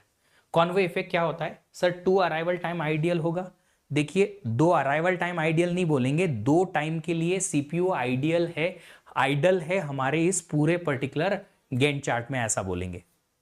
वेटिंग टाइम थोड़ा बता दीजिए क्वेश्चन में, क्या बताना है इसमें? Turn around time minus burst time, 4 minus 4 0, 11 3 0 0 5, ऐसे निकाला। सर आपने जो ओएस का प्लेलिस्ट बनाया है सेम ही लग रहा है, can we go depth concept? देखिए कंसेप्ट वाइज जो है, जब जब जरूरत लगेगी हम जाएंगे और क्वेश्चन भी सॉल्व करेंगे। अब 3 लेक्चर में और कितना डेप्थ जा सकते हैं, है ना? Explain why first arriving process may not have smaller PID. See, the thing is, PID has been assigned based on the previously occupied processes or coming processes. हो सकता है कि पहले PID 1 किसी को दे दिया गया हो, उसके बाद P2 आया, अराइवल टाइम उसका 6 आया, पर P1 जब फिनिश हुआ तो वापस ये PID किसी और को दे दिया गया बाद में, और उसका आईडी P1 ही मिला, बट अराइवल टाइम 8 आया उसका, इसलिए ये रैंडम है। नेगेटिव आ सकती है क्या turn around time and all? बिल्कुल भी नहीं। आप खुद सोचो कि क्या किसी भी ऐसा टाइम को नेगेटिव लिख सकते हो क्या कि एक प्रोसेस ने -5 टाइम यूनिट के लिए वेट किया, या एक प्रोसेस ने -5 टाइम यूनिट के लिए प्रोसेस एग्जीक्यूशन किया, या -2 यूनिट के लिए स्पेंड किया है टाइम सिस्टम में? कोई वैल्यू कभी नेगेटिव नहीं आएगी। अगर वैल्यू नेगेटिव आई है इसका मतलब आपने कुछ गड़बड़ की, क्वेश्चन गलत किया। वेटिंग टाइम के लिए सीक्वेंस नहीं चेंज होगा। यार सीक्वेंस की क्या है उसमें? एक बार मैंने कंप्लीशन टाइम यहां से देखा कि P1 कब कंप्लीट हुआ है, 9 पे, तो P1 का कंप्लीशन 9 है, माइनस अराइवल टाइम 5 है, उसका टर्न अराउंड टाइम 4 आ गया। अब 4 अगर टोटल टाइम स्पेंड किया है P1 ने और बर्स्ट टाइम भी 4 है, तो वेटिंग टाइम 0 आ गया। बस इतना ही तो करना है।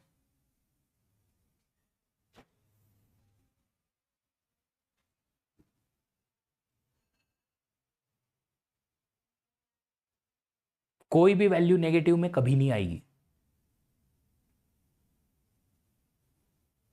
सीपीयू आइडियल एक बार बता दीजिए, थोड़ा कंफ्यूज हूं अभी भी। मैं कंफ्यूज हो गया कि ये आइडियल आइडल होता क्या है, इसका मतलब आपको पता है कि नहीं पता है, पहले मेरे को ये बताओ। IDLE आइडल का मतलब होता है खाली, कुछ नहीं कर रहा सीपीयू। क्यों नहीं कर रहा? क्योंकि प्रोसेस ही नहीं है सिस्टम में, तो रन क्या करेगा? कुछ नहीं, खाली बैठेगा। कोई भी प्रोसेस पहला कौन सी आ रही है? ये आ रही है 1 पे, कौन सी? P5। गैंट चार्ट हमारा शुरू होता है 0 से, तो अगर प्रोसेस ही 1 टाइम यूनिट पे आएगी तो 0 से 1 सीपीयू करेगा क्या? खाली बैठेगा, कुछ नहीं करेगा। जब प्रोसेस आएगी तब रन करना शुरू करेगा। तो 0 से 1 CPU idle, idle is nothing but CPU खाली बैठा है, कोई प्रोसेस रन नहीं हो रही।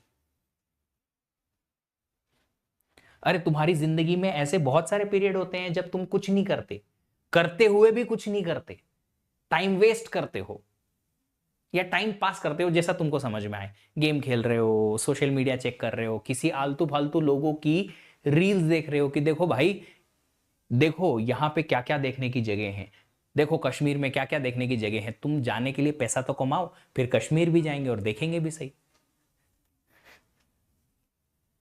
चलिए अब यहां बात करेंगे कॉन्वो इफेक्ट की। कॉन्वो इफेक्ट है क्या? कॉन्वो इफेक्ट बड़ा सिंपल सा फंडा है, मैं बताता हूं। मान लो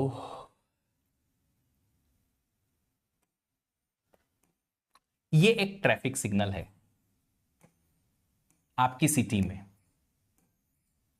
इस सिग्नल पे आप अपनी बाइक, कार या जो भी आप व्हीकल चलाते हो, ऑफ कोर्स समझ लो साइकिल के अलावा कोई व्हीकल है जो मोटर से चलती है आपके पास। आप यहां खड़े हो और एक स्लो मूविंग ट्रक है जो बहुत स्लो चलता है, वो यहां पे खड़ा हुआ है। सिग्नल ग्रीन हुआ, सिग्नल ग्रीन होने में आप दोनों यहीं पे थे, हुआ क्या कि ये ट्रक जो है थोड़ा आगे चले गया। क्यों चले गया? क्योंकि आपकी जो भी बाइक या कार थी आपने रोक दी थी वहां पे, तो रोकने की वजह से आप थोड़ा सा स्लो हो गए, स्टार्ट की, फिर गियर चेंज किया, एटसेट्रा, आगे बढ़े। अब ये क्या है ना, ये वाली जो रोड है यहां पे जाने वाली रोड जो इधर की है, ये है एक स्लोप।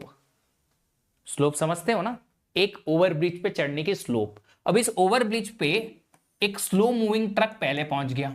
अब इस ट्रक ने पूरा का पूरा लेन ऑक्यूपाई कर लिया, इसके पीछे से तुम पहुंच रहे हो और बहुत सारे पीछे वाले लोग भी पहुंच रहे हैं। अब आपको पता है कि एक ट्रक देसे तैसे धक्का लगा लगा के, दम मार मार के, करते करते इस स्लोप पे चढ़ रहा है 10 की स्पीड से, और उसके पीछे तुम भी यार भाई निकलने देना आगे यार, स्लो चल रहे हो। अब देखो होता क्या है ना कि अगर कोई एक स्लो मूविंग ट्रक ऐसा इस पर्टिकुलर बड़े से ओवरब्रिज पे फंस गया जो स्लो है, तो उसके पीछे लाइन लग जाती है सारे अच्छे वाले व्हीकल्स की जो तेज चल सकते हैं, पर मौका नहीं मिल रहा ना आगे जाने का। मौका नहीं मिल रहा, क्यों नहीं मिल रहा? क्योंकि आपने पहले स्लो ट्रक को भेज दिया, या उस स्लो ट्रक जो है पहले चले गया उस पर्टिकुलर ओवरब्रिज पे, है ना? तो क्या होगा? तो फिर क्या होगा? तो फिर यह बात होगी कि पूरा का पूरा इसके पीछे ट्रैफिक जैम हो जाएगा, सारी की सारी गाड़ियां लाइन लगा के खड़ी हो जाएंगी या slow slow slow slow move करेंगी। क्यों? क्योंकि ये ट्रक जो है धीरे धीरे जा रहा है। बैंगलोर वाले लोग इसको ऐसे समझ सकते हैं कि भैया यहां पे वाटर लॉगिंग हो गई है, एक जगह पे पानी भर गया, तो गाड़ियां थोड़ी थोड़ी धीरे धीरे करके जा रही हैं। उस केस में क्या हुआ कि एक गाड़ी धीरे से निकली, फिर दूसरी निकली, तीसरी निकली। अब जो यहां जाके स्लो हो रही हैं गाड़ियां, तो इसके पीछे की जितनी भी गाड़ियां हैं ढेर सारी लाइन लग जाएंगी। जहां बारिश हुई वाटर लॉगिंग हो जाती, क्लॉगिंग हो जाती है, और फिर ऐसे ही सिचुएशन बैंगलोर की रोड्स पे आ जाती है। बॉटलनेक, बिल्कुल बॉटलनेक। तो एक्चुअली क्या बात क्या है यहां पे कि अगर कोई शेड्यूलिंग एल्गोरिदम जो कि एफसीएफएस है, उसमें दो प्रोसेसेस एक साथ अराइव हो गई हैं, बट फिर भी आपने बड़ी प्रोसेस को पहले सीपीयू पे रन होने भेज दिया, बड़ी प्रोसेस को रन होने भेज दिया जिसको बर्स्ट टाइम ज्यादा लगता है। तो अगर बर्स्ट टाइम ज्यादा लगता है तो वो बहुत देर तक सीपीयू पे रन होती रहेगी, उसकी वजह से छोटी प्रोसेस जो है उसका वेटिंग टाइम बढ़ जाएगा। छोटी प्रोसेस का वेटिंग टाइम जो है वो बढ़ जाएगा। अब छोटी प्रोसेस का वेटिंग टाइम बहुत ज्यादा है, बहुत ज्यादा है, क्योंकि बड़ी प्रोसेस रन होते जा रही होते जा रही होते जा रही, छोटी प्रोसेस बाद में आई और थोड़ी सी देर के लिए रन होके चली गई, बट फिर भी इसका वेटिंग टाइम बढ़ गया। और फिर आगे आने वाली जितनी भी प्रोसेसेस हैं उन सबको भी वेट करना पड़ेगा। इसका मतलब सिस्टम जो है स्लो हो जाएगा, उसका परफॉर्मेंस स्लो हो जाएगा। सिस्टम एक ही प्रोसेस लंबे टाइम तक एग्जीक्यूट करेगा और उसके बाद में बाकी की सारी प्रोसेसेस रन होंगी। इस पर्टिकुलर सिचुएशन को कहा जाता है कॉन्वो इफेक्ट। कॉन्वो वैसे जनरली आपने देखा होगा कि बोलते हैं ना, कोई सेलिब्रिटी या फिर कोई पॉलिटिशियन जाता है, उसका कॉन्वॉय जा रहा है कि बहुत सारी गाड़ियां हैं। ऐसे कॉन्वॉय इफेक्ट मतलब गाड़ियां का झुंड है जो, या प्रोसेसेस का झुंड है जो सब डिले हो गया। क्यों? क्योंकि एक बहुत बड़ी प्रोसेस आपने पहले शेड्यूल कर दी। और यह सिचुएशन हमने देखी है इस पर्टिकुलर केस में। आप देखिएगा कि तीनों process P1 P2 P3 arrive हो गई, तीनों एक साथ जीरो पे अराइव हुई, बट आपने सबसे पहले सबसे बड़ी प्रोसेस को शेड्यूल किया 27 टाइम यूनिट। तो P2 को 6 टाइम यूनिट ही रन करना था, पर फिर भी आपने उसको 27 टाइम यूनिट वेट कराया। आप देखिएगा P2 का वेटिंग टाइम है 27 टाइम यूनिट, तो P2 ने 27 टाइम यूनिट वेट किया और उसके बाद 6 टाइम यूनिट तक एग्जीक्यूशन करके बाहर निकल गई। P3 को तो बेचारे को और वेट करना पड़ा। P3 ने 33 टाइम यूनिट वेट किया, बहुत देर तक wait wait wait wait wait, और 6 टाइम यूनिट एग्जीक्यूशन करके बाहर निकल गई। इट इज समथिंग लाइक कि तीन लोग एक साथ एक शॉप पे पहुंचे परचेस करने के लिए कुछ आइटम। ये पर्सन पहला वाला जो था, इसको बहुत सारे आइटम परचेस करने थे। इस शॉपकीपर ने इसको पहले चांस दिया, हाँ भैया क्या चाहिए आपको, और इसने लिस्ट थमा दी, भैया 1 किलो ये देना, 2 किलो ये देना, ये भी दे देना, ये भी दे देना, और 50 आइटम की लिस्ट ये तो बताए जा रहे हैं, बताए जा रहे हैं, बताए जा रहे हैं। अब आप यहां खड़े हो, आपको खाली एक 5 रुपए की चॉकलेट चाहिए जो रखी है पीछे भैया के पीछे, पर ये शॉपकीपर भैया हमको देख ही नहीं रहे। बोले जाओ बोले जाओ बोले जाओ, दे दो दे दो दे दो, मान ही नहीं रहे। अब जब तक इनका काम फिनिश नहीं होगा तब तक आपको वो 1 मिनट का काम, बस 1 मिनट, 1 मिनट भी नहीं लगेगा। 5 रुपए का खुल्ला मेरे पास है, छुट्टा है, कॉइन है 5 रुपीज, मेरे को देना है, वो चॉकलेट पीछे से उठानी है और चले जाना है, पर मिल ही नहीं रहा, चांस नहीं मिल रहा, बहुत देर तक वेट करना पड़ेगा। यहां एक और पर्सन खड़ा है जिसको एक छोटा सा आइटम चाहिए, मे बी टूथब्रश चाहिए या टूथपेस्ट चाहिए, बस एक ही चीज चाहिए, उसके पास चेंज भी रखा हुआ है, डायरेक्टली मनी है, पर इसको चांस ही नहीं मिल रहा। 1-1 मिनट के काम है पर मिल नहीं रहे। ये ही बंदा है, बात करे जा रहा है करे जा रहा है करे जा रहा है करे जा रहा है, 10 मिनट हो गए, पूरा ऑर्डर लिखा, ऑर्डर पैक किया, मनी लिया, चेंज दिया, तब जाके वो पूछेगा भैया आपको क्या चाहिए। आप फ्रस्ट्रेट ही हो जाओगे, है ना, आप फ्रस्ट्रेट हो जाओगे, जी हां, यस। पर बात यहां पे यही है कि तीनों प्रोसेसेस एक साथ आ गई तो भी बड़ी प्रोसेस को अगर पहले शेड्यूल कर दिया जाए तो उसकी वजह से छोटी प्रोसेसेस बहुत वेट करेंगी और बाकी की सारी प्रोसेसेस का वेटिंग टाइम बढ़ जाएगा, उसकी वजह से सिस्टम का परफॉर्मेंस स्लो हो जाएगा। That is called as convoy effect.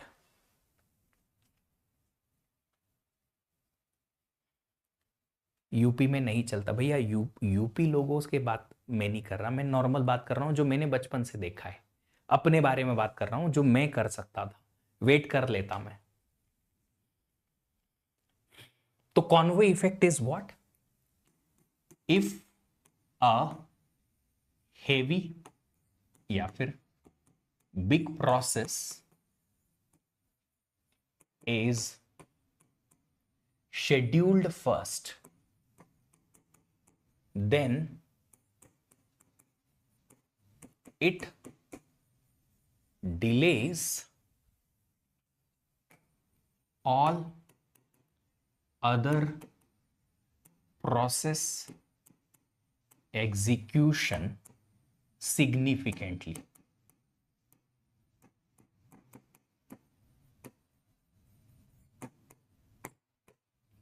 Hence, performance of the system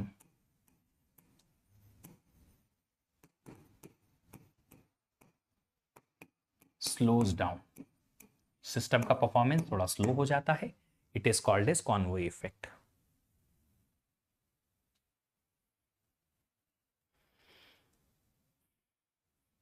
zero से स्टार्ट करना जरूरी है गैंट चार्ट को, जी ये नियम है, रूल है, याद करना जरूरी है, जीरो से ही स्टार्ट होगा। देखिए परफॉर्मेंस का मतलब ये है कि सिस्टम से जो हम जल्दी जल्दी रिस्पॉन्स चाहते हैं वो नहीं मिलेगा, सिस्टम से जो हम प्रोसेस का एग्जीक्यूशन जल्दी जल्दी चाहते हैं वो नहीं मिलेगा। सिस्टम लंबे टाइम तक एक ही प्रोसेस को रन करता रह जाएगा और बाकी प्रोसेसेस का रिस्पॉन्स हमें मिलेगा ही नहीं। That is what the performance in this case.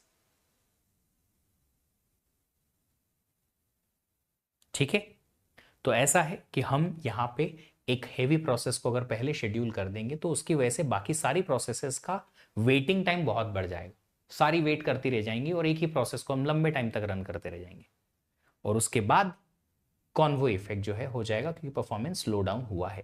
अब देखो याद रखिएगा ये कॉन्वॉय इफेक्ट जो है वो सिर्फ एफसीएफएस एल्गोरिदम में ही होता है, only FCFS algorithm suffers from convoy effect।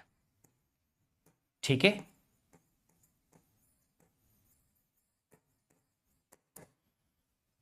ठीक है, एक्सप्लेन कर दूं, सामने के सामने तो लिखा है डेफिनेशन। बड़ी प्रोसेस पहले शेड्यूल हो गई, उसकी वजह से छोटी छोटी प्रोसेसेस को बहुत लंबा वेट करना पड़ेगा, परफॉर्मेंस स्लो हो जाएगा। क्यों? क्योंकि बड़ी बड़ी बड़ी एक ही प्रोसेस बहुत देर तक रन करेगी तो छोटी प्रोसेस का रिस्पॉन्स ही नहीं मिलेगा। इसको आप कॉन्वॉय इफेक्ट कहते हैं। ठीक है, only FCFS suffers from convoy effect. तो आप कॉन्वॉय इफेक्ट को दूर करने के लिए क्या करें सर? अगर कॉन्वॉय इफेक्ट को हटाना है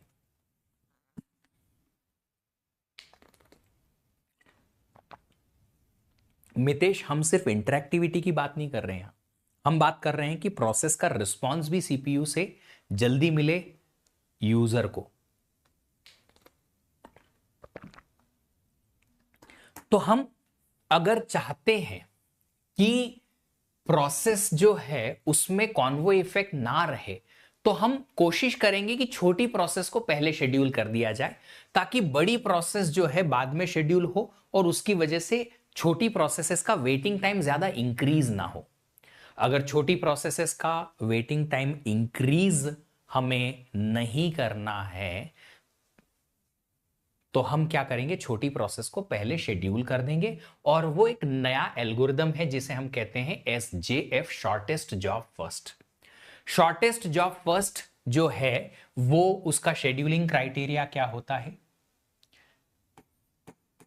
schedule the process with smallest burst time.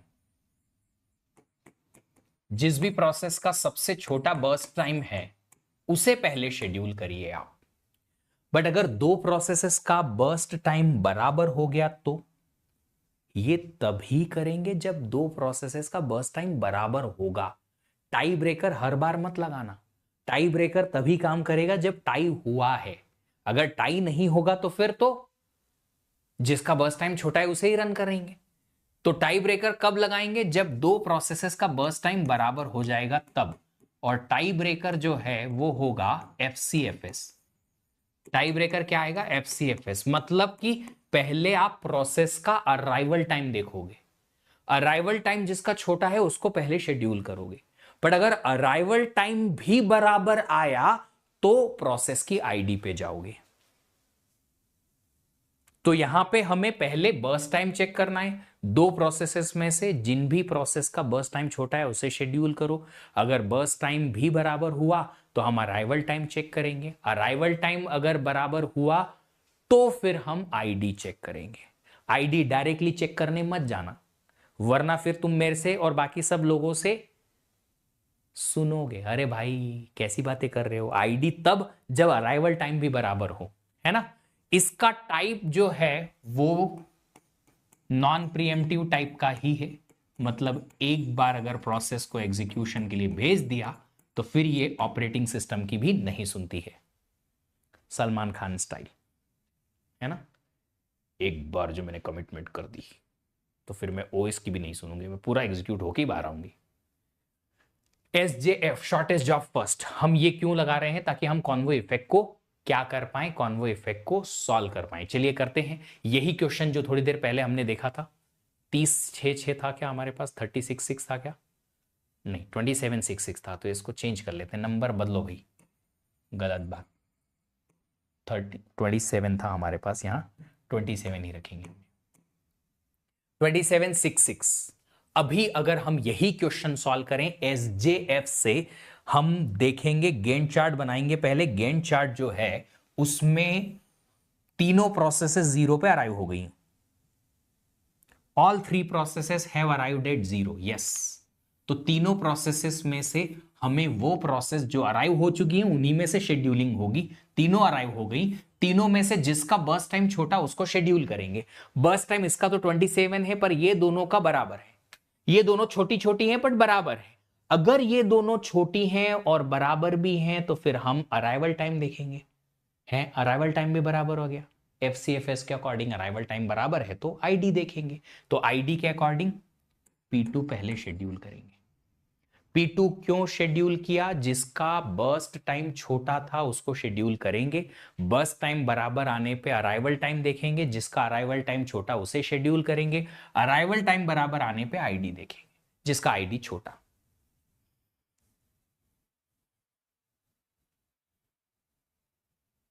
Anivesh, आपको ये कल परसों में समझ में आएगा कि ऐसा क्या हुआ है, क्यों हो रहा है।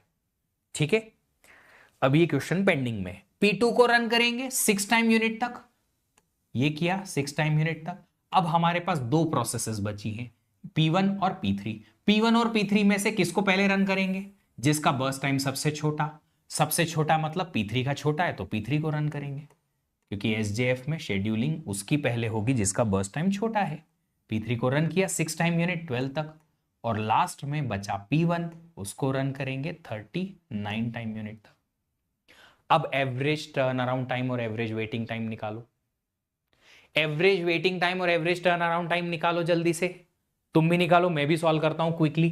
कंप्लीशन टाइम लिखेंगे सबसे पहले तो कंप्लीशन टाइम आएगा P1 का 39, P2 का आया 6, P3 का आया 12। Turn around time completion time minus arrival time, 39, 6 और 12। Waiting time turn around time minus burst time, 12, 0 and 6। अब देखिएगा आपको एवरेज वेटिंग टाइम और एवरेज टर्न अराउंड टाइम कम मिलेंगे यहां पे।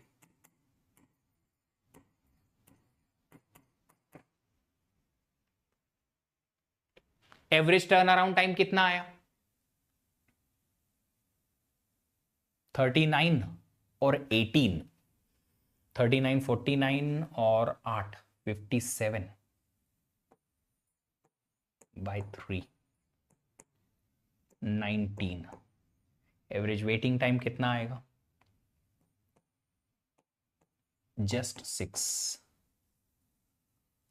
अगर बड़े बर्स्ट टाइम को प्रोसेस मिनिमम बर्स्ट टाइम के पहले आ गया तो फिर कैसे होगी शेड्यूलिंग? जो पहले आई है उसी को शेड्यूल करेंगे, वो भी समझेंगे हम, रुको तो। जो तुम्हारा अगर मगर है उसको भी समझेंगे आगे क्वेश्चंस करके। शांति तो रखो बाबू, शांति तो रखो, वही करेंगे हम। अब देखो यही क्वेश्चन, यही process scenario, average waiting time यहां कितना था? देखो यहां कितना था? 20। कितना था? 20। और same process scenario average waiting time कितना आया? 6। कितना डिफरेंस है बाबू? 20 से 6। कितना कम हो गया average waiting time of the processes? क्यों कम हुआ? क्योंकि हमने छोटी प्रोसेस को पहले रन किया।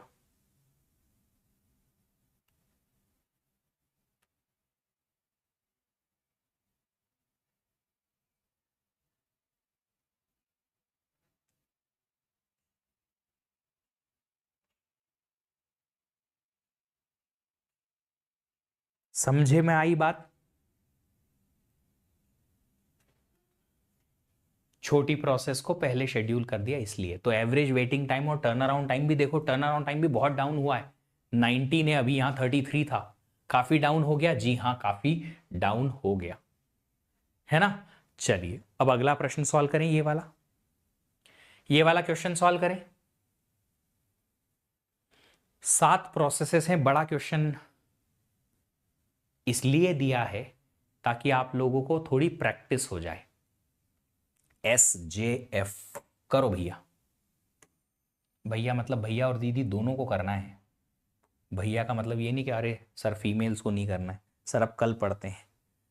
यार ये तो आप डिसाइड मत करो, ये मेरा काम है डिसाइड करना कि कब कितना पढ़ना है।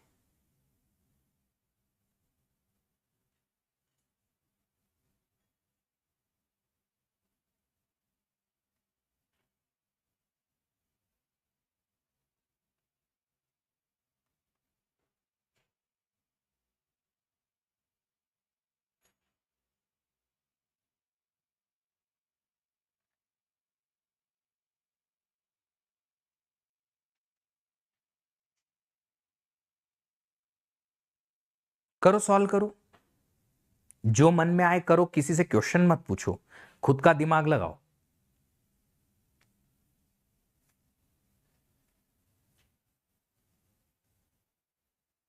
Equality is important.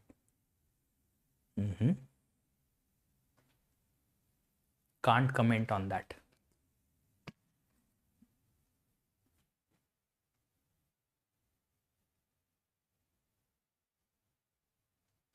अभी सबसे पहले get result is important, equality के लिए बाद में लड़ेंगे।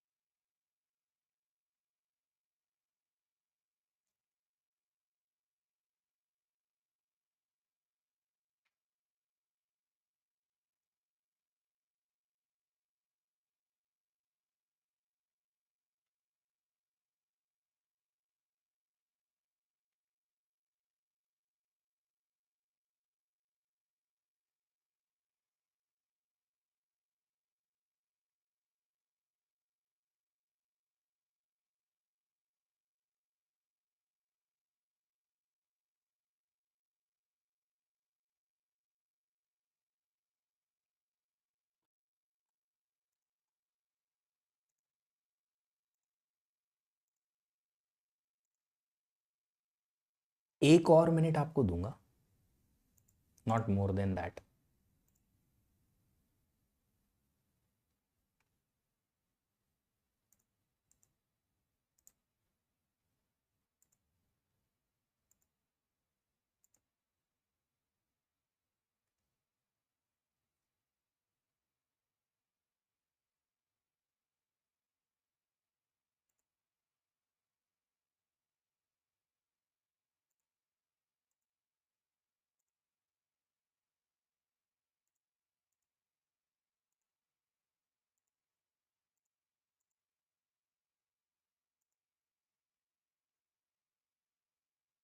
फिफ्टीन मिनट पहले छोड़ दूं? क्यों भाई, 15 मिनट में ऐसा क्या हो जाएगा? क्वेश्चन तो सॉल्व करें। चलिए, टाइम जीरो शुरू होता है गैंट चार्ट जीरो पे। अब अगर टाइम जीरो पे गैंट चार्ट शुरू होता है, आप देखिएगा कि टाइम जीरो पर कौन कौन सी प्रोसेसेस आ चुकी हैं। क्यों सर, ऐसा क्यों देखना है? जो प्रोसेस अराइव हुई है उसी को तो शेड्यूल करिएगा ना। देखिए, बर्स्ट टाइम में ये प्रोसेस का सबसे छोटा है बर्स्ट टाइम, पर ये आएगी 5 पे। अभी मैं पहुंचा हूं जीरो पे। 5 टाइम यूनिट पे जो प्रोसेस अराइव हुई है उसको मैं उसके अराइवल के पहले कैसे शेड्यूल कर दूं? जो अभी आई ही नहीं है उसको कैसे भेज दूं सीपीयू पे रन होने के लिए? तो जब जो आएगी उसके बाद ही तो शेड्यूल हो पाएगी। तो टाइम जीरो पर मेरे पास एक ही ऑप्शन है, वो ऑप्शन है P1 का, क्योंकि अभी वही अराइव हुई है, वही रेडी क्यू में दिखेगी या रेडी स्टेट में दिखेगी। तो P1 को रन करेंगे पहले।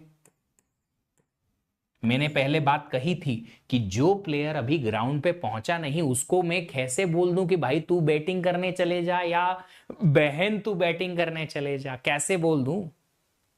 अब क्या करेंगे, पहले रुकना पड़ेगा। तो जब तक प्रोसेस अराइव नहीं होंगी शेड्यूल कैसे कर पाएंगे? P1 को रन करेंगे 6 टाइम यूनिट तक। 6 तक क्यों? क्योंकि ये नॉन प्रीएम्प्टिव एल्गोरिदम है, पूरी रन होगी। जब 6 टाइम यूनिट तक P1 अराइव हो गई या रन हुई, तब तक ये देखो ये सारी प्रोसेसेस अराइव हो गई हैं। P2 आया 1 पे, P3 आया 2 पे, P4 आया 4 पे, P5 आया 5 पे, P6 आया 6 पे।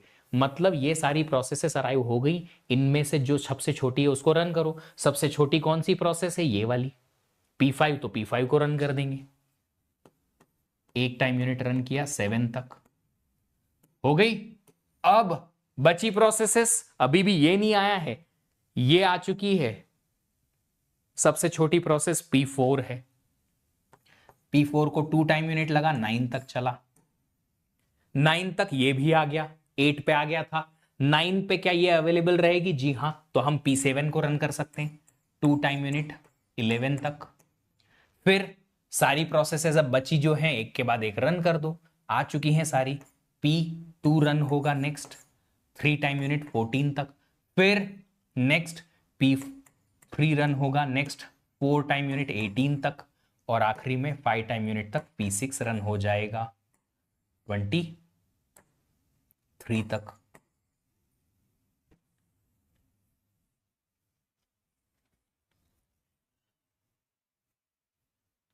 ये है गैंट चार्ट, देखिए जरा। सर आयो वाला कंसेप्ट नहीं आएगा अभी तो बेटा, नहीं है।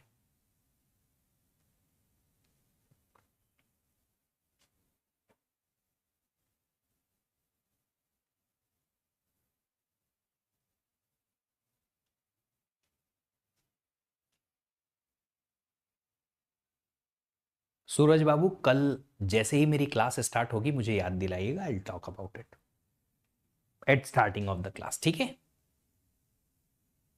अब बाकी का काम तुम कर लेना। सर आप 28 तक कितना पढ़ा दोगे? अब ये मैं कैसे बता सकता हूं 28 तक कितना पढ़ा दूंगा? 28 तक कितने लेक्चर होंगे मेरे, ये बताओ। बचे कितने लेक्चर होंगे मेरे को बता दो, मैं बता दूंगा नंबर ऑफ लेक्चर्स के बेसिस पे कि 28 तक मैं कितना पढ़ा दूंगा। How many lectures will be completed till 28? Just tell me, तो मैं बता दूंगा। मेरे ख्याल में मेमोरी मैनेजमेंट के पहले पहले तक तो हो जाएगा। कंफ्यूजिंग है सर? क्या कंफ्यूजिंग है मुझे बताओ। देखो, बर्स्ट टाइम आप तब देखोगे जब वो प्रोसेस अराइव हो गई है। मैं एक काम करता हूं, यहां पे ना बना के बताता हूं। मेरे पास शेड्यूलिंग के लिए रेडी स्टेट में प्रोसेस जो अराइव्ड हो चुकी है टाइम जीरो पर, वो कौन कौन सी हैं? टाइम जीरो पर कौन कौन सी प्रोसेस अराइव हो चुकी हैं? बताओ। टाइम जीरो पर कौन कौन सी प्रोसेस अराइव हो गई, रेडी क्यू में आ गई, रेडी स्टेट में आ गई हैं? जिनको भी कंफ्यूजन है वो बात करो भाई पहले। सर जी रेडी क्यू में हमारे पास सिर्फ और सिर्फ P1 आई है टाइम जीरो पे। अब बताओ, जब मेरा शेड्यूलिंग होगा तो शेड्यूलिंग में शॉर्ट टर्म शेड्यूलर किसको शेड्यूल करेगा रन होने के लिए? जो प्रोसेस आ चुकी है उनमें से किसी एक को। मैंने चीख चीख के सबसे पहले ही ये पॉइंट बोला था कि P1 इस या कोई प्रोसेस तभी शेड्यूल होगी जब वो आ चुकी है। टाइम जीरो पर सिर्फ एक प्रोसेस आई है P1, तो वही शेड्यूल होगी ना। अरे अरे अरे नहीं, P1 scheduled at time zero because it is the only process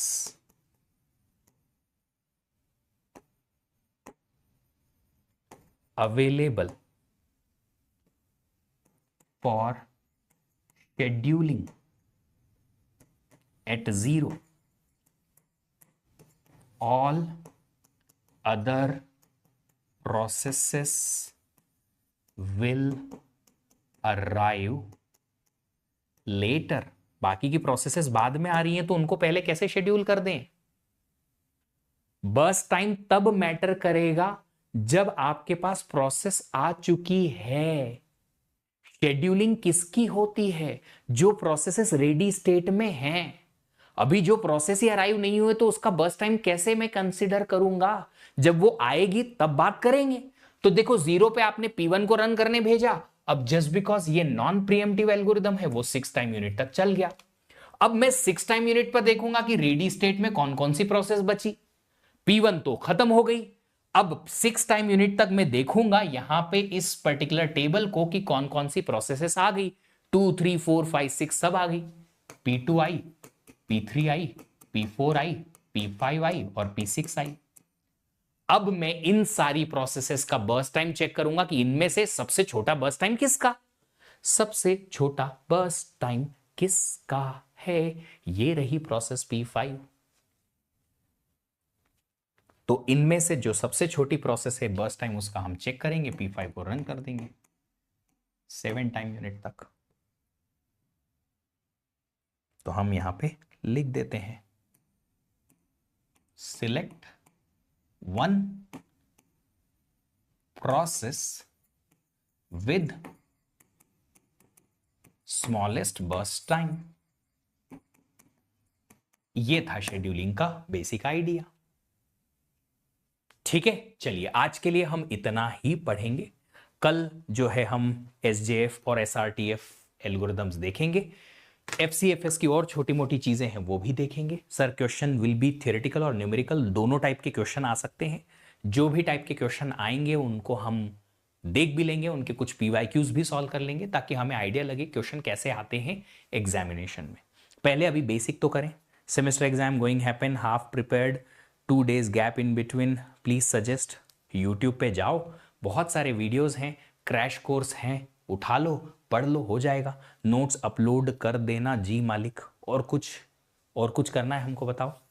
आपका गेट एग्जाम भी हम ही लिख दें। खाने के बाद पानी पीना चाहिए या नहीं? आधा घंटा रुक के पी लो, ज़्यादा बेटर है। Who will teach coding? उसके लिए अभी डिस्कशन चल रहा है, अभी से शुरू हो जाएगा अच्छी रैंक। हाँ जी, अभी से करूं तो अच्छी रैंक आ जाएगी। अभी से क्या करना है? DPP कब आएगा? एक DPP तो ऑलरेडी आ गया, कल आ गया मुझे लगता है। एक DPP तो ऑलरेडी आ गया है, दूसरी आएगी। इंटरव्यू प्रिपरेशन के लिए कुछ बता दीजिए। इंटरव्यू प्रिपरेशन किस चीज़ का, मेंटरशिप नेक्स्ट सेशन कब होगा, मेंटरशिप का नेक्स्ट सेशन अब 15 दिन बाद ही होगा, मतलब नेक्स्ट टू नेक्स्ट संडे होगा। गेट बुक अवेलेबल कब होगी, गेट पीवाईक्यू की बुक बेटा पब्लिश करने के लिए हमने भेज दी है, शायद वो प्रिंटिंग में होगी, कुछ ही दिनों में आपको मिल जाएगी, 1-2-4 दिनों में आपके पास उसकी इंफॉर्मेशन आ जाएगी। Never study with this subject although I understand all the things, that's really great.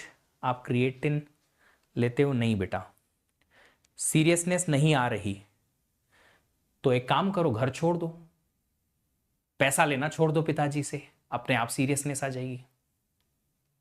जब आपकी जेब में मनी नहीं होगा या ये एहसास होगा कि मनी नहीं है, जिंदगी में सीरियसनेस आ जाएगी, as simple as that. How to revise efficiently, जो हमने आज पढ़ा है उसको क्विकली रिवाइज करो। सर हम आपको इरिटेट करते हैं, ऑफ कोर्स करते हो, ऐसे अजीब अजीब क्वेश्चन पूछते हो, बट तुम्हारा काम है वो, करते रहो। हमारा काम पढ़ाने का है, तुम्हारा लर्निंग का है, करते रहो। 8 क्वेश्चन से थोड़ा क्वांटिटी बढ़ा दीजिए। देखो मैं डीपीपी में क्वेश्चंस वो दे रहा हूं जो कि अलग अलग टाइप के हैं, 8-10 क्वेश्चन आएंगे, बट हर एक क्वेश्चन थोड़ा यूनिक ही होगा। रिपीटेड क्वेश्चंस आपको चाहिए तो उसी टाइप के 5-6 क्वेश्चन और दे दूं, बस यही रहेगा। अगर आपको ऐसा लगता है कि सर रिपीटेड क्वेश्चंस दे देंगे तो चलेगा। मेरे पास कोई कार नहीं है, I don't own a car at all. आपके जैसी बॉडी कैसी बनाए, पहले पढ़ लो, पहले मेरे जैसी रैंक लेके आओ, उसके बाद फिर हम फिटनेस का देखेंगे, टाइम नहीं है इतना। गेल्विन पढ़ना बिल्कुल जरूरी नहीं है। Sir COA revision test again again attempt, okay Vishnu ji अभी इतना ज्यादा जरूरी नहीं है, एक बार कोर्स पूरा पढ़ लिया है तो ठीक है, हो जाएगा काम। मेरा स्टूडियो मेरे घर में ही है बेटा। टीओसी में कुछ समझ नहीं आ रहा बेटा, टाइम देना पड़ता है, TOC course takes time to understand.